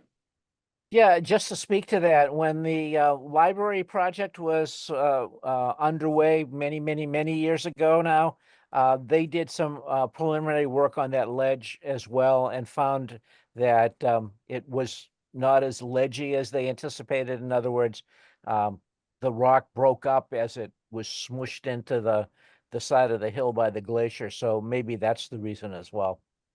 Yeah. Could I give my comment too at this point? Oh, please. Yep. And it doesn't have to be comment. It can be comments. Well, I have been a supporter of the hall for a long time, and have watched the cost of supporting go up and up and up. One of my concerns is that while the concert series is a big success, and where there's a number of indoor concerts and weddings, the business plan that we asked for, now it's almost 2 years ago, I think needs to be updated to support the hall. And I'd like to suggest that perhaps it needs to include something other than the traditional use of the hall. For instance, back in the day, it was used for a variety of meetings, and maybe using the lower hall as an area for business meetings during the week would provide some additional revenue. I'd just like to make sure there's enough money coming in to maintain whatever we expend. So I'd like to see an updated business plan. Thank you. Yeah, and I'll just speak to that about the downstairs. For some time, we had 2 business groups meeting and a church on Sunday, and that really helped in our budget. So this is something we're set up now for business groups, and working on that, but that's a very good point you make.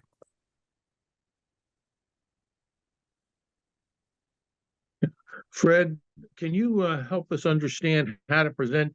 You're asking us really to fund a non-town entity to put them in business, and I'm not sure that that's.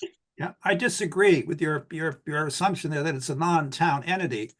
It is a gift and deed of trust for the benefit of the town. So maybe, it's not town completely. It was given to the town to be held by the trustees.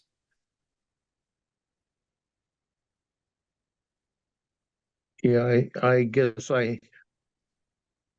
well, maybe the town, then the town should decide whether they want to go into a business or not. I think that's something that should be considered. Yeah, that's how much are we willing to spend to put the hall in a business, which we have no guarantee of success. Are your concerts bringing in funds, Fred, please? I'm sorry? Are the concerts bringing in any type of funds? Yeah. Concerts. Yes, they are. Yes, they are. But they're mostly geared toward building audience, towards building visibility. But they do, yes, it does bring in money. Yes, not a whole lot, but that's, as I said, our main goal is to get the word out on the Oaks Ames Hall. Yeah, one of the things that you said in the last meeting that gave me some concern was you didn't contemplate a return of any funds to the town for extending $11 million. I still have I have a fundamental issue with that. Well, fundamentally, it's not a loan, it's a grant. Well, I think, so Al, just so that you know, loans can be part of the process. That could be, that's how the shovel shop apartments were built or supported by the CPC. Hopefully I didn't shortcut that too much, Wayne and stuff. But so I just want to make sure that you understand your viewpoint is valid. We don't have to just give a grant. We could give a grant.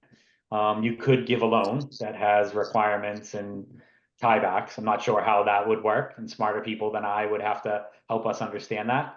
But just so that you understand, he's not asking for a loan in his application, he's asking for a grant, but you are appropriate in saying there might be other options.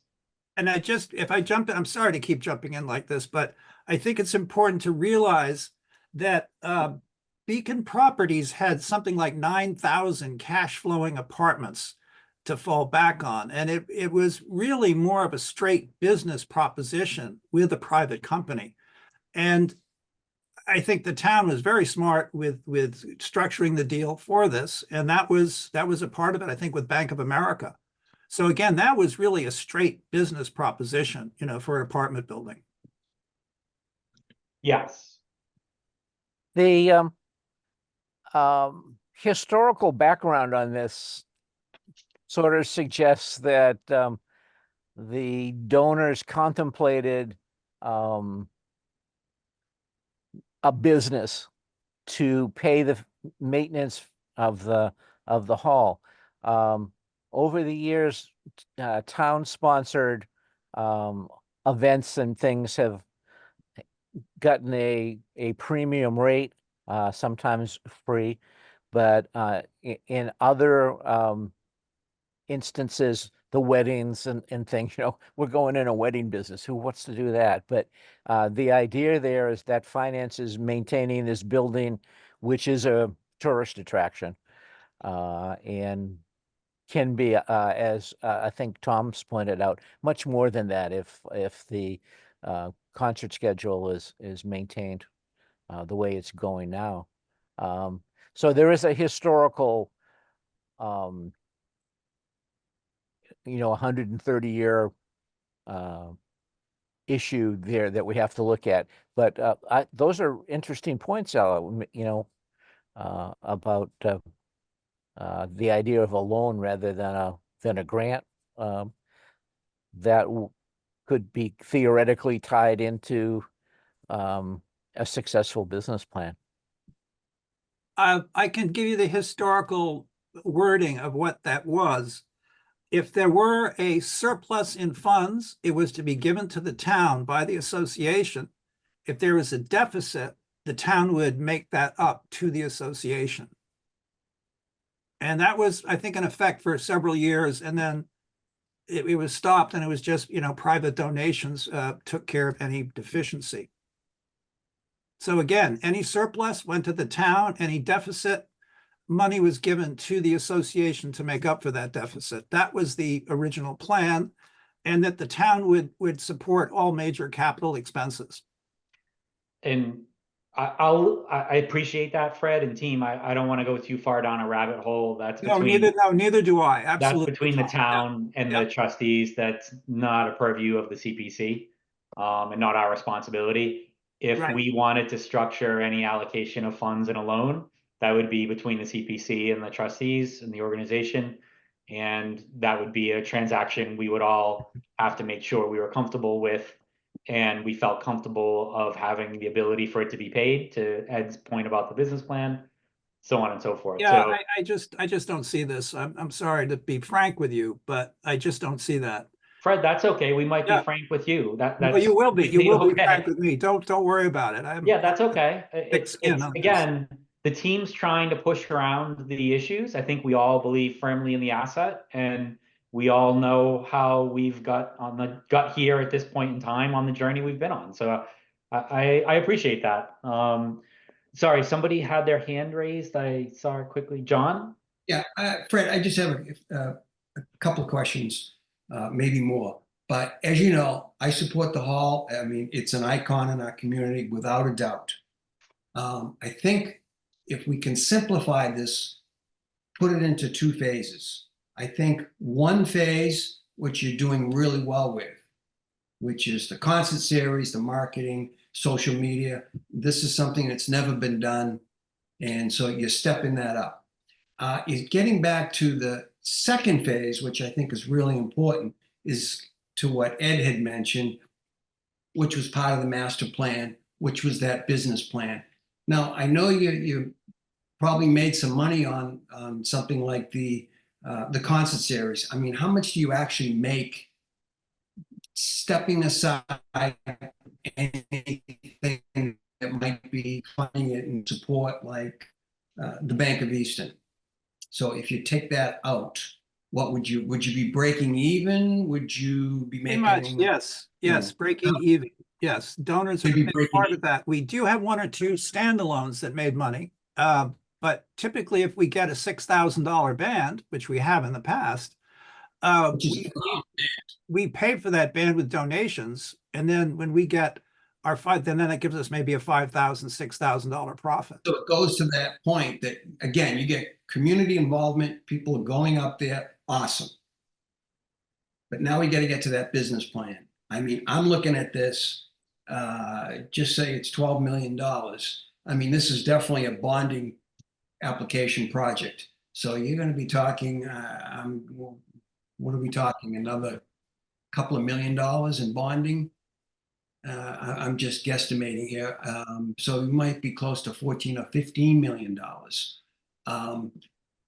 I would like to see the trustees or a subgroup that could put together and work together as that team that could think, I think it's time for the hall after over 100 years to think out of the box, to come up with some ideas. I mean, I'm not going to get into it now, but I know I could throw out a few that you might say, oh my God, no, we couldn't do that. Why couldn't you do it? Something that could generate some capital. When now I'm going to take my hat off from CPC or historical, but just as a citizen / taxpayer in the community, we're going to go to town meeting and say, you know, everything is as tight as it can be. And now we're going to be asking for, I mean, with bonding, 13, 14, $15 million. There's going to be a lot of questions. And it's up to us to answer them. So getting back to what I'm saying and what Ed brought up, I think the key right now is that business plan in a subcommittee, whether it be the trustees, which I think would be the most logical. How many are on the trustees? 4 or 5? There are 9 spaces. I'm sorry? There are 9 spaces. There's now, I think, 5. I think that would be a key. And part of that would be, and again, now I'm looking at it from a business point of view, that what's the succession plan to someone who's going to get a check for, again, 12, $14 million. I mean, God forbid you're not there. Well, who would be able to institute, who would be able to carry this project forward? Well, I am, in fact, my board knows it, Dottie and Connor know it, but I have tendered my resignation to the board, and that will be effective when a suitable replacement is found. And that's also dependent on job description. I mean, this might break, you know, I do a lot, you know, and I do it for nothing. Oh, you do. Absolutely. This is going to change a lot of things. So suitable might take some time, but I certainly, you know, will be available and involved with this project and the construction and the building. I think I know more than, well, I shouldn't say that, and more than as a private citizen, not a professional. I think I know really more than anybody about the building. And on a personal note, you know, I've done this 40, 45, 46 years. And I put in my time. And so this, you know, I've retired a couple of times before, as people know, right? And it never happened. But, you know, I'm 72.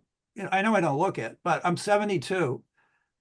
And it's really time to move on. And I think in many ways, I've been a distraction in this process. And I think for a number of reasons, we need new blood. We need people to get involved more. And this is really a time for me to step aside. I think alert from disk not ejected properly. Sorry. Okay. So anyway, so there's a number of reasons. I think it's a good thing.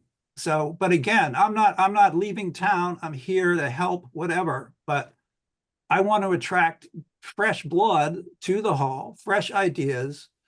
And I think with me out of the head of it all, it encourages more people to alert from disk not ejected properly.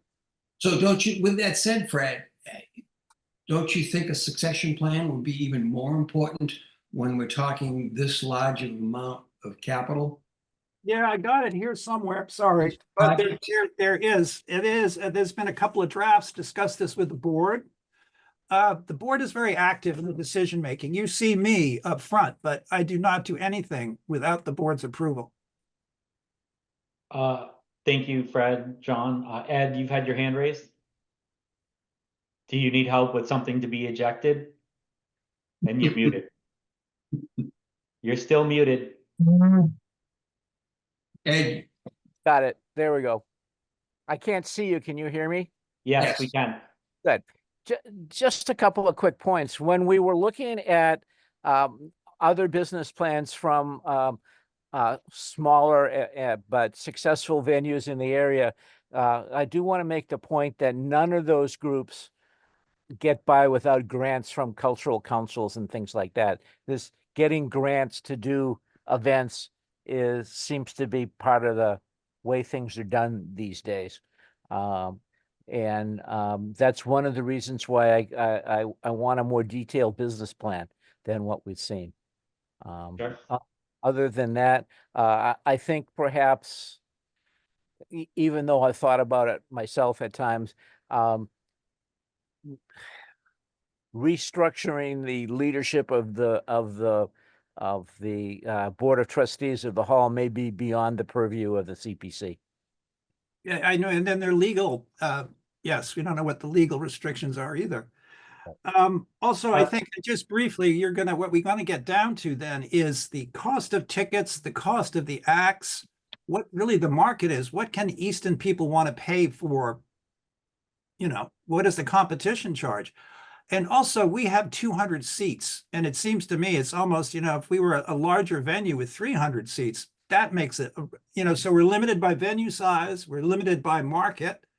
And I will discuss this in the plan, because this is something that we know and we deal with all the time. So, Ed, the only thing, thank you, Fred. Ed, just to push back a little bit, understanding what the structure of an organization will be that will be responsible for executing 10 to 11 million, and potentially also making sure that the residents of our community have insights and visibility and even potentially participation could be something we write into our grant proposal.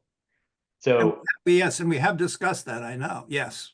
So don't feel like, it doesn't mean we would do it as a CPC, Ed. I'm not speaking for the CPC, but I want to make sure that the other folks on this call know that we can absolutely put into our grant agreement requirements and rules and stipulations in order for the applicant to be able to access the funds. Amos? Oops, sorry. Beside the business plan that Ed is putting up, and I think should include the management and the organization of the whole, how it's going to be managed in order to execute that business plan. Yeah, so I think that's what I didn't the succession and the team, Fred, that you would be proposing to implement and put in place. And that's not just a new leader, it might be other personnel that have been identified that can take this asset that is going to get a $10 to $15 million. Remember, folks, with financing, it's a $15 to $16 million project. So we have to be thoughtful. If we go that route, it adds in the interest cost.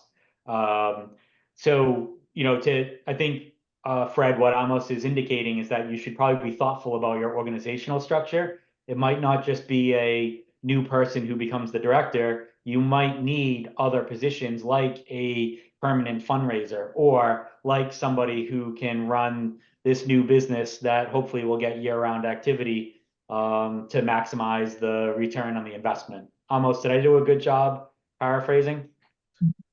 It's really hard to hear you, Amos. I'm so sorry. Yeah, no, it's my computer. Can I listen to that? How this business is going to be, what will be the administration? What will be what you're adding in order to manage this business? It's also important. Yeah, how to manage the business. Got it. That's somewhat touched upon in the business plan, in the spreadsheets. Yeah. But again, I mean, it certainly can be refined more. Yeah, no, that's John, did you have a question, John? Yeah, just a quick, getting back to like revenue from functions and so forth. The functioning industry nationwide is down over 50% and getting worse. And that's a fact.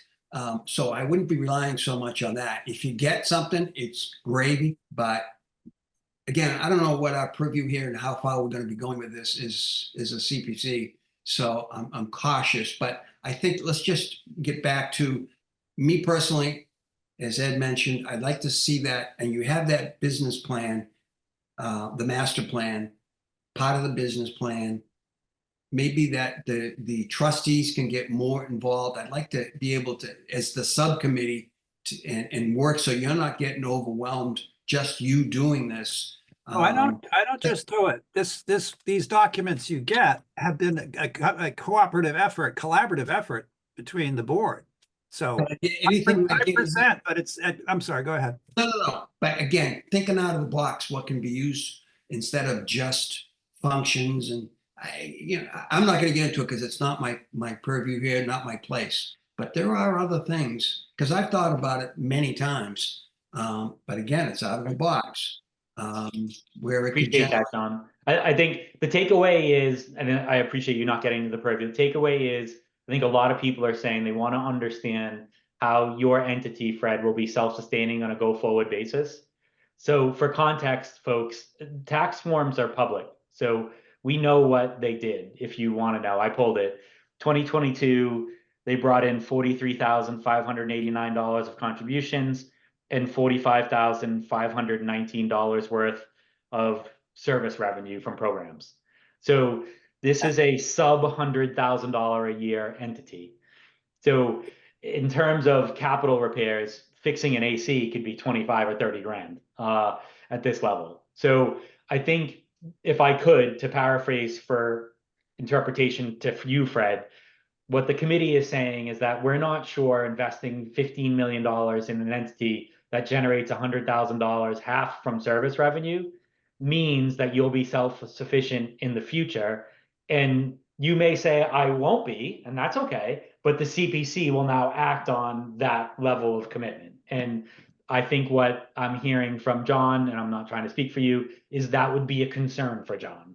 So he's advocating that you develop a robust revenue stream so that you can demonstrate self-sufficiency and the ability, and Amos is speaking to this, to take 10 to 50, well, it'll be $15 million of cost, 10 million of construction, and manage it so that the asset can perform and generate those revenues returns to self-sustain. Is that a good summary, John, of what you're, how they do it is their purview. I think that's their commitment. And we have to believe them or not. And that's okay. That's our opinion at that point in time. But Fred, hopefully that articulates to you why we're having the conversation. We know the size of the organization and we know you largely run break even. And I think we're challenging you to demonstrate that you have the wherewithal, the capability, and the opportunity to put a team in place to take it to the next level. And I don't think that's anything new than 2 years ago when we started this conversation. So that's just consistent.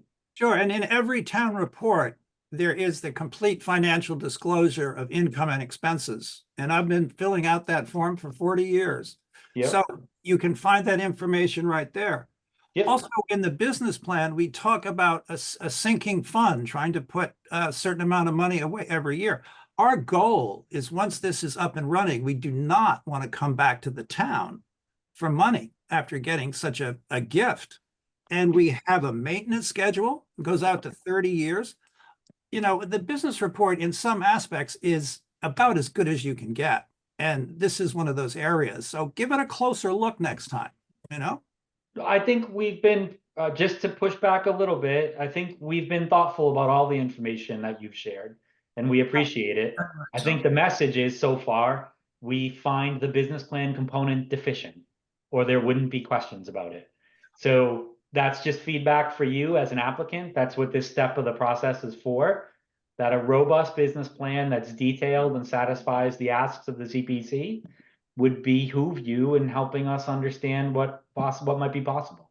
So, John, I'll let you have another comment, John, and then I feel like somebody else had their hand raised.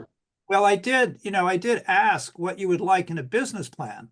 And also, there was a proposal or an offer to have a subcommittee work with the hall to work on this very issue. And I don't know if maybe there was a conflict of interest or some sort of constraint. You couldn't do that.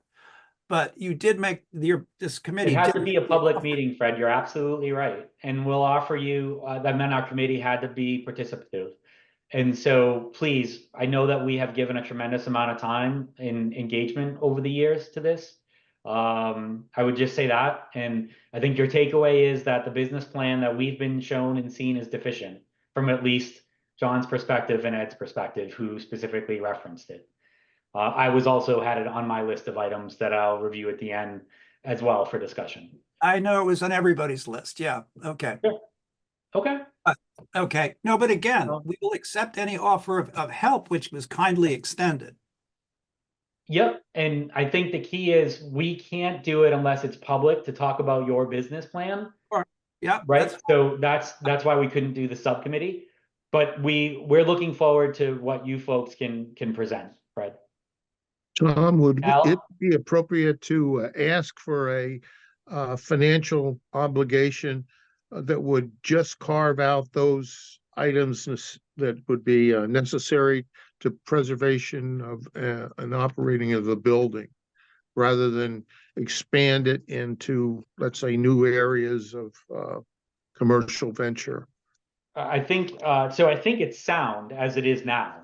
There are no ongoing items that are of emergency nature. So the building itself is fundamentally sound, is my understanding. So this is all to take the building as an asset to the next level, making it accessible for ADA, elevators, kitchens. So I think that probably answered your question. But during the application review, Al, if you're saying that there might be pieces that you might support, that would be a discussion at that point. I think, for example, there'll be wide-ranging discussion about the parking lot, but this is more the letter of interest phase of, is there enough meat on the bone to ask the applicant to do the work for a draft application? I mean, I really do believe we have to be very upfront here, team. The organization's asking for a tremendous amount of money, which means we're asking for a tremendous amount of support in terms of detail, business plan, time, succession planning, transition planning, building of job descriptions. So what I don't want to do is to ask the applicant to go do an awful lot of work, and it will be a lot of work, and us to really not have been clear about what that work needs to be, if that makes sense. Yes, it does. And we have a leak situation that developed by the tower, approximately $80,000 estimate to fix. And we can hold on to it for a couple of years without absorbing, if you pardon the expression, any structural damage. But that is on the horizon. So that is a building envelope issue. That's good to know, Fred. And I think hopefully if you need to, you can raise those funds in the couple of years that you have and get that resolved. And or there's other ways to mitigate the challenge. CPC members, anything? Ed, do you have your hand raised? Just very quickly, going back to an issue that's probably moot at this point, but I agree that the CPC has the obligation and right to suggest that if, we wanted a successful business plan, it might require a business manager and a fundraiser, et cetera. I was kind of objecting to the idea that, an individual can be singled out to walk the plank. And I don't think that's within our purview, and I don't think that's what you were suggesting. The other thing is, if I was going to judge a business plan as being adequate, I think the whole issue there is providing enough money to cover the potential expenses of maintaining the hall. And I saw a lot of numbers the last time, but I'm not sure I was convinced that that was going to work. So that's where I would put my time. Sure. So an understanding of the cost structure. Yeah. Dennis, hi, Jim. Just for the record, Jim Lee joined a while ago. We were deep enthralled in conversation. So welcome, Jim. But Dennis and Jim, do you guys have any thoughts, questions, or comments? Yeah, I would just, I was there Memorial Day weekend for a wedding. I think it was the last event of the year that, it's a fantastic venue. It was really impressive, but with a handicapped family member, it was extremely difficult. Fred, I should know her name, your event planner. She did an outstanding job at trying to accommodate people, but at the end of the day, she has a postage stamp behind the hall to try to accommodate the elderly and the handicap, and it's it's really, really frustrating. It's really, right now the hall is, and once you get in there and you can get to the second floor, which was a challenge, to go to the bathroom is even worse. So it's, something needs to happen for the community to be able to take full advantage of the hall. We say that, I just heard numbers that what he brought in the last few years, but his hands do get tied with no air conditioning. That's Memorial Day to Labor Day, basically. There are no events taking place within the hall. So I think those numbers can improve just along that. I do agree with the business plan, but it's essential that the neighbors, the Northeastern Village is a part of that plan and that they have a say. We saw what happened when the parking lot was presented. There was all kinds of blowback on that. And I'm sure that, yeah, maybe we think that having concerts is a great idea, but do the people that live there, do they think it's a great idea? So there's issues with Stone Forge and stuff and what they can do at night, and there can be a lot of restrictions down the road that we're not thinking of right now. So I would just say on that business plan that the residents have as much input into that as possible. Okay. Absolutely, abutters, and I think we talked about that in previous journeys as well. I could make one suggestion, Fred. Given the complexity of the business operation, I think one thing you might explore is contacting some of the area's graduate business schools and see if anyone is interested in taking on this as a research project for a graduate student, or perhaps a business policy instructor would use this in an MBA level course as a course project. It's been done. I've done it myself with small businesses and undergraduate students. I wouldn't suggest that with the hall, but an MBA project, this would be a real challenge, and particularly if a student had an interest in the arts. Yes, that's a good resource. Yes. That's a great call, Jim. I've participated in that before as well. That's a great call. Anybody else? John, back up. Go for it. Fred, have the abutters been notified of potentially some of this business plan or discussions we've had at CPC in the last year or two? Well, they were notified some time ago, and the main objection, I think Paul Rohr spoke about it at town meeting, and he's our closest neighbor. He's in that yellow house by our drive, right in the driveway. Again, it's the parking lot, and that's it. That's the sticking point right there, is the parking lot. And I don't know if they, if you look at the design, which is in your plans, and you see it in section, there's a rise that goes after in our property over their backyard fence, and then it goes down a bit, and then there's the parking lot. So you wouldn't even see it. And there's a vegetation planting on that hillside, which backs up to their property.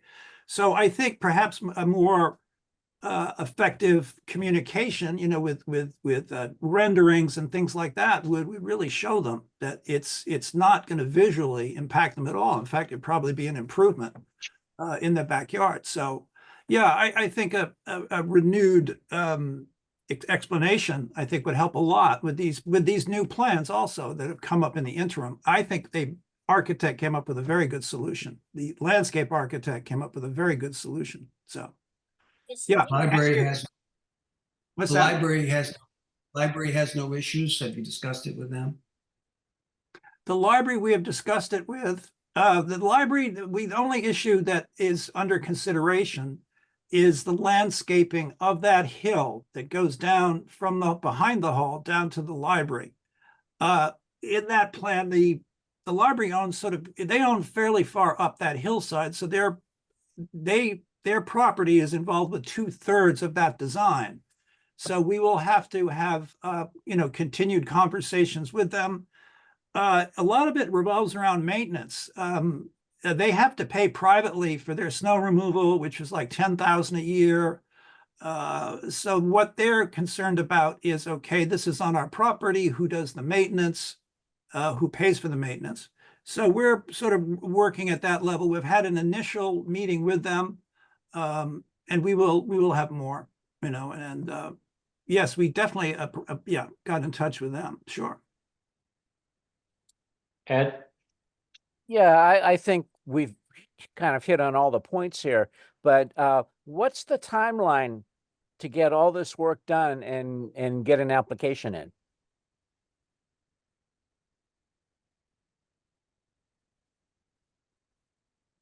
Are you asking me, Ed, in general, or if Fred knows that? I'm asking you, what's the deadline for the preliminary application? Yeah, we would need to get this done in the next, 2 months, I think, Wayne, is keeping with our schedule? So you're saying, okay, that's September, that's October? Yeah, You have a day in that month? it's the second Thursday of the month. Second Thursday, okay. I think what we're saying is you have 2 or 3 months, Fred, to do whatever work has not been done in preparation for the submittal of this letter of interest. Yes, whatever work you require or think is necessary, so we can focus and get you the best possible report that you want to see. The draft application submittal deadline is Wednesday, September 25th. The draft, September 25th, okay. Good, thank you. All right, team, any other comments? I have a few, so I want to save them for the end in case you all had comments too. And well, I know you didn't, I'm not on the committee, but if everyone else is finished, I'd like to say something briefly before you do your concluding remarks. Okay. Anybody? John? Yeah, sorry. Can I speak? Sure, go ahead, John. I'm sorry. I feel like I'm saying too much, but the hall is a love. And so I, in my heart of hearts, Fred, I want this project to go forward. But in my heart of hearts, the key things for me is the business plan, the succession plan, and I would love to see whether it be the trustees / subgroup come forward with something. God forbid, this is how my brain works. God forbid we allow the $15 million project and something happens to you. Who is the point person? If we go to the library or to what we had tonight, the NRT, the barn, the children's museum, they have a team where there are multiple people involved, where we really don't know. Again, God forbid, we write that check for $15 million, and then all of a sudden the town meeting approves this, and then you're nowhere to be found. Where are we? You see my point? I think that gets to a succession plan, right? Correct. John? Correct. Yeah. I'm overemphasizing it, but that's what makes me feel uneasy. Yeah. Okay. Yeah. No. And there are. Yes. Okay. But the one thing I wanted to say is when the hall was set up, and this was in town meeting March 1882. It was, again, if there was a deficit, the town would make it up. If there was a surplus, it went to the town. So this really, they put their finger on it. They were the realists as to how this was going to work. There is a very large eleemosynary, if I'm using that word correctly, role for the hall. Now, there is a business aspect, but we have a dual role. You could say, well, how much does the library pay back? When we loan to CPC loans them money, we have a town function as a town. This is a symbol, and it's really an indication of our seriousness about our history, about downtown development, cultural interest. It's a big deal. So yeah, and Fred, I just want to go back again. Whatever the charter says is between you and the town, not the CPC. Oh, I'm So just, I appreciate that. yeah, But I agree. I agree. I'm just Oh. informing you of what the history Yeah. has been and sort of the understanding. we know, We we do have a, appreciate that. and thank you for listening. Sure. We do have a dual role. I just want to emphasize that. Yeah. And Fred, you said you wanted to have some comments before I made some comments. Oh, no, that was it. That was Okay, it. perfect. So team, just some thoughts that I had leading into this and also from what you said. Number one is the biz plan. I do want to articulate why. The business plan is what would help me understand whether or not somebody who is applying for funds, and I'll use the business world that you know I come from. But when you come to me with a business plan and you present it, I can understand whether or not it's been thought out, the detail that's gone into it, what the risk considerations are, what the likelihood of success is. And do I fundamentally believe the person who's asking me, in this case for $15 million, can execute the project, make it successful, see it to the end, and that we'd get a return on it? Now, in the business world, the return is interest and capital payback. But for us, clearly, we're concerned about the residents. And so when we say a business plan, Fred, I just want to, I might even change that language. I want to know that you got the ball. I want to know that you can follow through. When I say you, not you, Fred, but with the succession planning, whoever you and the next director is, or whatever the team looks like, that you've got the ball, that you'll deal with the details, we'll get it right, it will be executed well, it won't be over budget, it will be on time or early, and that we have that confidence. Because for us, and at least for me, this team will be 1/3 of our revenue every year for 20 plus years. Yeah. 1/3. So for 20 plus years, and it's going to really materially impact our ability to borrow and what roles we can play. We're already servicing $606,000 of debt now. So that's right. That's a quarter. So now debt service would go to just under half. So that's why this is a real big deal for me, because effectively we will have committed the next 20 years worth of CPC and tied their hands materially, one of them behind their back. So this is a huge deal. That's why I'm so passionate about this. I do have a couple of concerns, I guess, Fred. So these are just examples that I'll share with the team. One, we still don't have the final construction docs from Lynn Spencer for the totality of the funding we provided a couple of years ago. I can't remember if it was 2021 or 2022. Steph, do you know the year? You're on mute. 2022? And yes, I spoke with Lynn this morning. End of September, beginning of October, she will have your figures. Got it. There you. Yeah, And I just want to be upfront, Fred. They're your figures too. Like I don't want to have to. This is a $500,000 item of construction plans and docs that we want you as the applicant to be driving. Like we want you to be saying, Lynn, where are they? They're going to be asking for it. They funded it. It's 2 years past. Each year is a 10% increase to the cost structure. So that's where I think we're pivoting, Fred. This isn't about what I or we want. Yes, we need it, but we want an applicant who's a partner who's going to drive the process and get us the information, get us the deliverables. They're done on time, and we have that confidence. So I would just say that would be an item. The letter of interest, I just want to call it, I think we received this after our deadline. No. Is that a true statement, or did we receive? That was last year or something. Yeah. No, that was on time. Okay. So Steph, Wayne, we got this on time on the schedule. Okay. Good. The grants. So Fred, I think we had talked in the past about your hiring of a grant writer because of how much funding is out there. And I think somebody on this committee said it earlier, recognizing the importance of it. I also keep track of the historical grants in Massachusetts that are granted. And I saw that Oaks Ames did not receive any this year. Did you apply for any from the Mass Historical Commission? No, we did not. And could I just ask why? Because that's what we would hope as a committee, is that you're asking for any free money that could possibly be received. Is there a reason why we didn't ask for any? We were to keep our powder dry. We spoke with Lynn Spencer, who worked with him for 20 years, and excuse me, maybe 5-10 years. And this was part of the strategy. So that's why we don't go to the well every year. you burn out. You're welcome when you do that. So that When's the last time you did get a grant from them? I think it was 3 or 4 years ago now.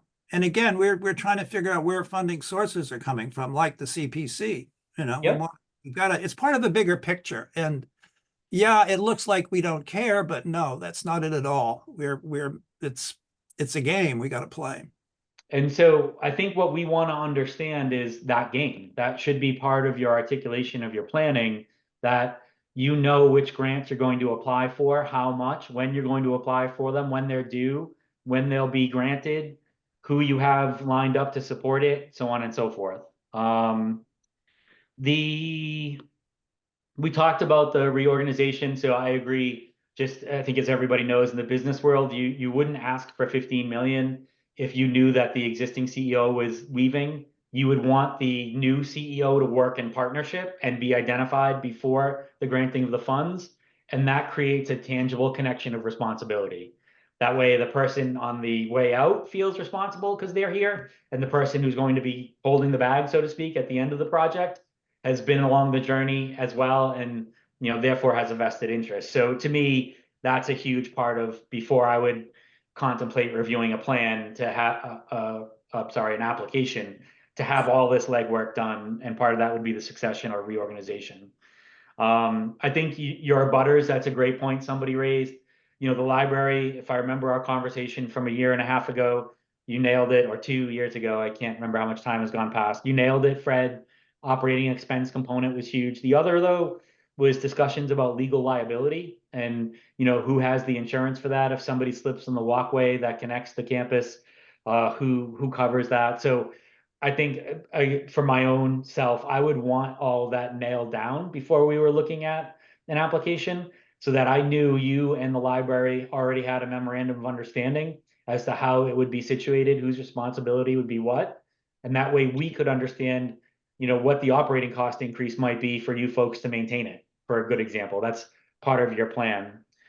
I'm concerned. I think this is work that could have been done since last year's letter of interest, that to fit it all in the next 2 years, 2 months will take too long, candidly, for us to have a robust process.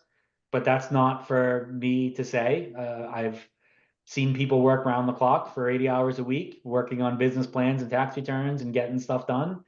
But I do want to ask, I think I would ask you, Fred, if you really believe that you can invest that time to be as comprehensive as I think this CPC is requiring you to be when you do present to us. Obviously support the hall. I think that what you folks do fundamentally and provide a place for the community members, including myself and my family, to have gone to throughout the years is huge. I can't think of a more iconic icon of our community, especially in that area. So I think I echo what a lot of people said, is that we have fundamental support for the hall. We have probably varying degrees of how much we want to support it and what should be included in that support, whether it is with a parking lot or not, whether it is with full renovation build out, like I think Al was getting at, wanting a deeper understanding of it. But I think we all have a base level of understanding and support for the hall itself. I think we have deep concerns about the ability to execute a $15 million project with our current fact pattern of what we know. That's probably just my thoughts. So I also know that we have a list, and we don't need to go through it now, Stephanie, but I would ask that you recirculate the list to Fred and to the CPC of all of the items that we discussed and requested previously. I think it was a pretty long list the CPC put time putting together. A lot of what we talked about is not new. I think we've talked about all of these topics at least 2 years ago, beginning, many of them.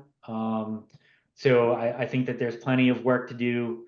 I do also just want to ask, do you know when you'll be filing your annual report for 2023? Because it has not been listed with the Secretary of State yet, Fred. Tom, this is great. This is the gotcha game. It'll be like in a month or two. I could do it tonight. It's like the government doesn't come down and land on our head for this stuff. It's small potatoes. And I apologize that I didn't do it on time, but it's not a deal killer. My concern is, and if I've raised it multiple times, Fred, it's important to me. And as a CPC member, that's important. And a big part of the reason is because I wasn't speaking just about state, but also federal. And I know Al pointed out federally that you had lost your 501 No, we had for a not. period of time. No, we and had that you- not. No, we had not. It was reinstated to that day when, quote unquote, it was lost. We didn't lose a day of 501c3, and we didn't lose a dime in penalty. Right, Believe and me, so there you was did more, lose it. there's more. I did not effectively lose it. And there were at least 12 to 20 other businesses in Easton that lost theirs because of the same individual who Right. we paid to do services to not do them. So again, you're sort of Look, pointing out like I'm the Fred, only. I'm gonna stop you there. I'm gonna stop you there. Yeah. Here's my concern as a CPC member that I'll share with the committee, and I appreciate you just letting me share it, Fred. My concern is that if we did lose our status, which there is an application for revival, therefore indicating that it was lost previously, then that's something we should take into mind to make sure these things get done. They are basic, Fred. There are reasons why they happened. I get Yes. it. But what I'm asking you for myself personally, and I see Al's head nodding aggressively, we would like to see an applicant who makes sure these I's are dotted and T's are crossed. Because if we're giving 15 million and somehow, horrifically, your nonprofit status gets lost, I would hate to think about the tax implications or consequences. And I know we all want to try to intend to do the right thing. We need to see the detail carried out. So it's not a game of gotcha, but my job as the chair You had is to asked make me sure, originally when you found that, I would have told you, but you never asked me. Fred.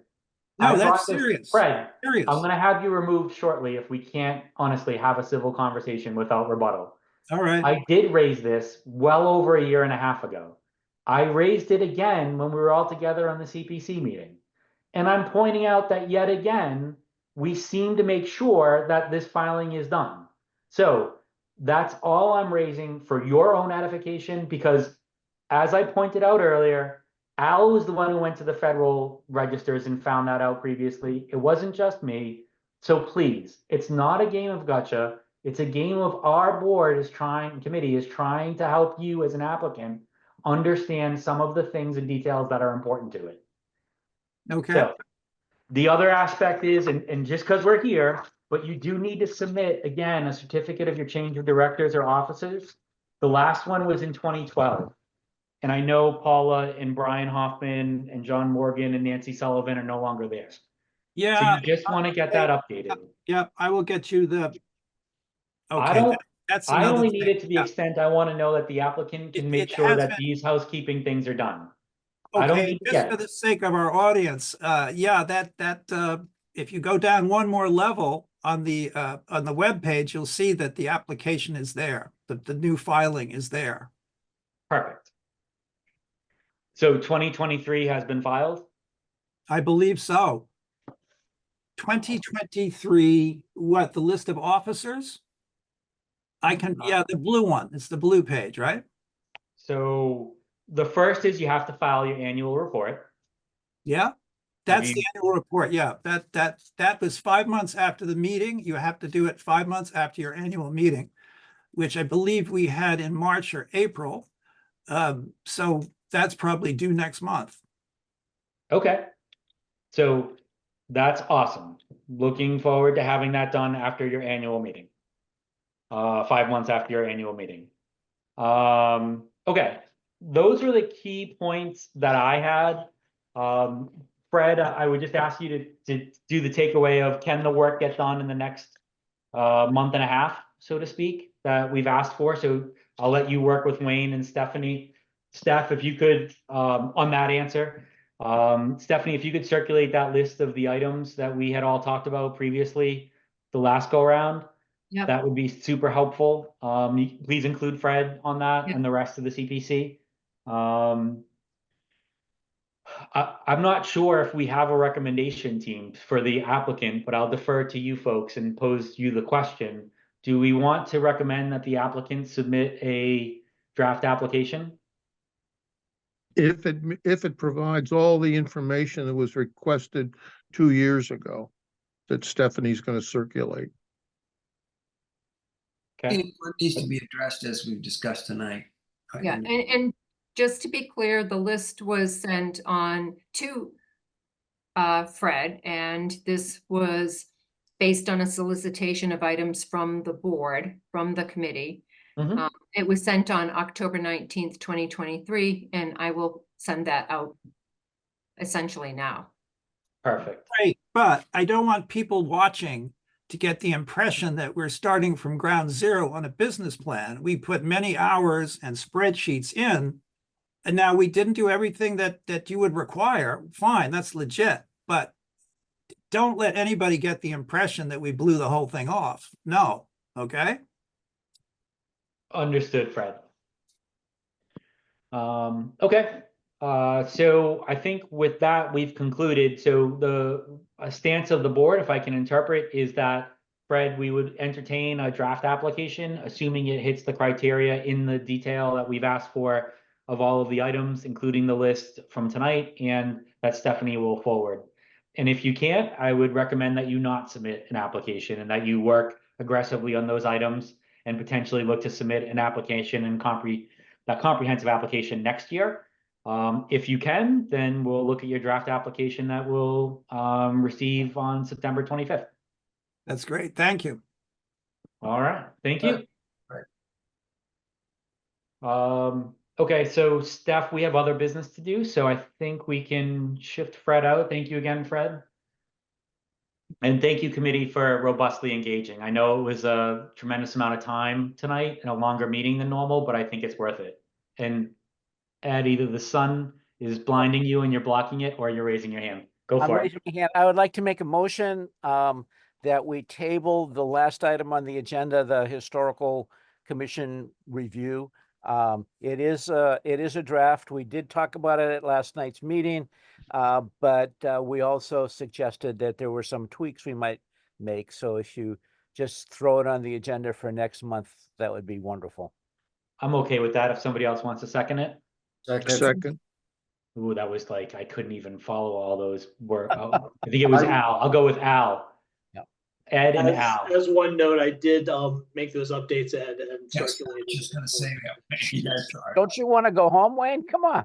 That's okay. I know, man, look at it. We can do it next week. Everybody can read through it. We'll do it, not next week, next month.